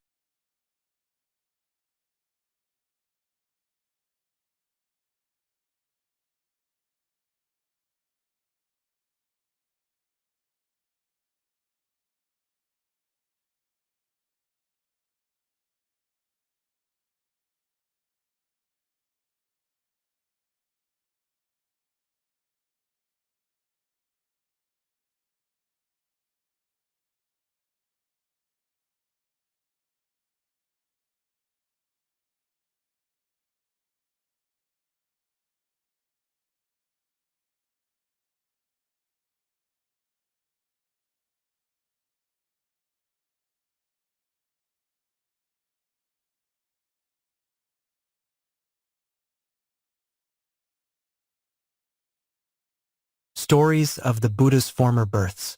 Book 2 Dukanipada. 248. Keli-Sila Jataka. All have seen, etc. This story the master told while staying at Jetavana, on the chapter about the Judas tree. For brothers, approaching the Tathagata, asked him to explain the means by which ecstasy may be induced. This he explained. This done, they dispersed to the several places where they spent their nights and days. One of them, having learnt the 6 spheres of touch, became a saint. Another did so after learning the 5 elements of being, the third after learning the 4 principal elements, the fourth after learning the 18 constituents of being. Each of them recounted to the master the particular excellence which he had attained. A thought came into the mind of one of them, and he asked the master, "There is only one nirvana for all these modes of meditation. How is it that all of them lead to sainthood?" Then the master asked, "Is not this like the people who saw the Judas tree?" As they requested him to tell them about it, he repeated a tale of bygone days. Once on a time Brahmadatta, the king of Benares, had 4 sons. One day they sent for the charioteer, and said to him, "We want to see a Judas tree. Show us one." "Very well, I will," the charioteer replied. But he did not show it to them all together. He took the eldest at once to the forest in the chariot, and showed him the tree at the time when the buds were just sprouting from the stem. To the second he showed it when the leaves were green, to the third at the time of blossoming, and to the fourth when it was bearing fruit. After this, it happened that the four brothers were sitting together, and someone asked, "What sort of a tree is the Judas tree?" Then the first brother answered, "Like a burnt stump," and the second cried, "Like a banyan tree," and the third, "Like a piece of meat," and the fourth said, "Like the acacia." They were vexed at each other's answers, and ran to find their father. "My lord," they asked, "what sort of a tree is the Judas tree?" "What did you say to that?" he asked. They told him the manner of their answers. Said the king, "All four of you have seen the tree. Only when the charioteer showed you the tree, you did not ask him, 'What is the tree like at such a time?' Or at such another time. You made no distinctions, and that is the reason of your mistake." And he repeated the first stanza. "All have seen the Judas tree. What is your perplexity?" No one asked the charioteer, "What its form the livelong year?" The master, having explained the matter, then addressed the brethren. Now as the four brothers, because they did not make a distinction and ask, fell in doubt about the tree, so you have fallen in doubt about the right. And in his perfect wisdom he uttered the second verse. Who know the right with some deficiency, feel doubt like those four brothers with the tree. When this discourse was ended, the master identified the birth. At that time I was the king of Benares.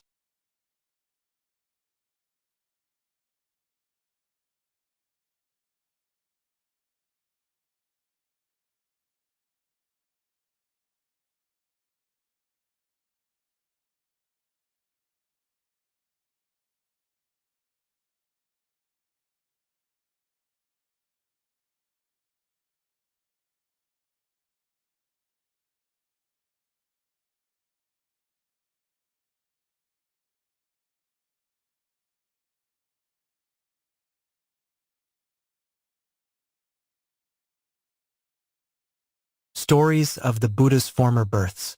Book 2 Dukanipada. 249. Assaka Jataka. Like my own son, etc.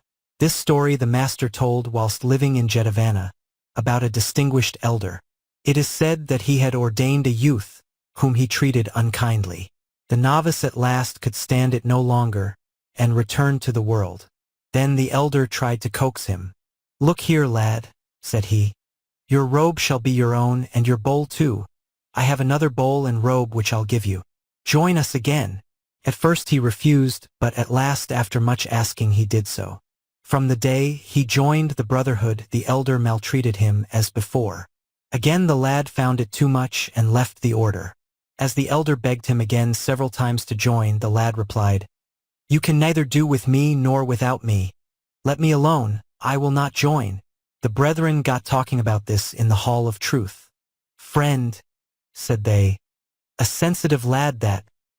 He knew the elder too well to join us." The master came in and asked what they were talking about. They told him. He rejoined, "Not only is the lad sensitive now, brethren, but he was just the same of old. When once he saw the faults of that man, he would not accept him again." And he told a story of the olden time. Once upon a time, in the reign of Brahmadatta, king of Benares, the Bodhisattva was born into a landowner's family and gained a living by selling corn. Another man, a snake charmer, had trained a monkey, made him swallow an antidote, and making a snake play with the monkey, he gained his livelihood in this way. A merrymaking had been proclaimed. This man wished to make merry at the feast, and he entrusted the monkey to this merchant, bidding him not neglect it. 7 days after he came to the merchant and asked for his monkey. The monkey heard his master's voice and came out quickly from the grain shop. At once the man beat him over the back with a piece of bamboo. Then he took him off to the woods, tied him up and fell asleep. So soon as the monkey saw that he was asleep, he loosed his bonds, scampered off and climbed a mango tree. He ate a mango and dropped the stone upon the snake charmer's head. The man awoke and looked up. There was the monkey. "I'll wheedle him," he thought, "and when he comes down from the tree, I'll catch him." So to wheedle him, he repeated the first verse. "Like my own son you shall be, master in our family. Come down, nuncle, from the tree. Come and hurry home with me." The monkey listened and repeated the second verse. You are laughing in your sleeve. Have you quite forgot that beating? Here I am content to live. So goodbye. Ripe mangoes eating. Up he arose, and was soon lost in the wood, while the snake charmer returned to his house in high dudgeon. When this discourse was ended, the master identified the birth. Our novice was the monkey, the elder was the snake charmer, and I myself was the corn merchant.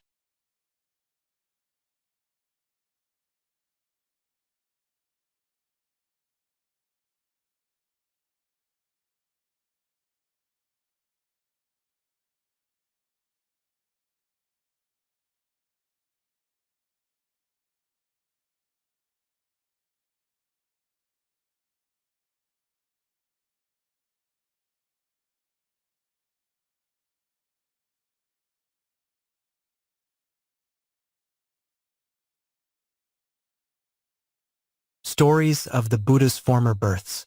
Book 2 Dukanipada. 250. Copy Jataka. A holy sage, etc. This story was told by the master whilst living at Jetavana, about a hypocritical brother. The brotherhood found out his hypocrisy. In the hall of truth they were talking it over. Friend, brother so-and-so, after embracing the Buddha's religion, which leads to salvation, still practices hypocrisy. The master on coming in asked what they were discussing together. They told him. Said he, Brethren, it is not the only time this brother has been a hypocrite. For a hypocrite he was before, when he shammed simply for the sake of warming himself at the fire. Then he told them an old world tale. Once on a time, when Brahmadatta was king in Benares, the Bodhisattva was born one of a Brahmin family. When he grew up and his own son was of an age to run about, his wife died. He took the child on his hip and departed into the Himalayas, where he became an ascetic and brought up his son to the same life, dwelling in a hut of leaves. It was the rainy season, and the heaven poured down its floods incessantly. A monkey wandered about, tormented with the cold, chattering and rattling his teeth. The Bodhisattva fetched a great log, lit a fire, and lay down upon his pallet. His son sat by him and chafed his feet. Now the monkey had found a dress belonging to some dead anchorite. He clad himself in the upper and lower garment, throwing the skin over one shoulder. He took the pole and water pot, and in this sage's dress he came to the leaf hut for the fire, and there he stood in his borrowed plumes. The lad caught sight of him and cried out to his father, See, father, there is an ascetic, trembling with cold. Call him hither. He shall warm himself. Thus addressing his father, he uttered the first stanza. A holy sage stands shivering at our gate, a sage to peace and goodness consecrate. O Father, bid the holy man come in, that all his cold and misery may abate. The Bodhisattva listened to his son. He rose up and looked. Then he knew it was a monkey, and repeated the second stanza. No holy sage is he, it is a vile and loathsome monkey, greedy all to spoil, that he call Touch, who dwells among the trees. Once let him in, our home he will defile. With these words, the Bodhisattva seized a firebrand, and scared away the monkey. And he leaped up, and whether he liked the wood or whether he didn't, he never returned to that place any more. The Bodhisattva cultivated the faculties and the attainments, and to the young ascetic he explained the process of the mystic trance. And he too let the faculties and the attainments spring up within him, and both of them, without a break in their ecstasy, became destined to Brahma's world. Thus did the master discourse by way of shewing how this man was not then only, but always a hypocrite. This ended, he declared the truths and identified the birth. At the conclusion of the truths some reached the first path, some the second, and yet some the third. The hypocritical brother was the monkey, Rahula was the son, and I was the hermit myself.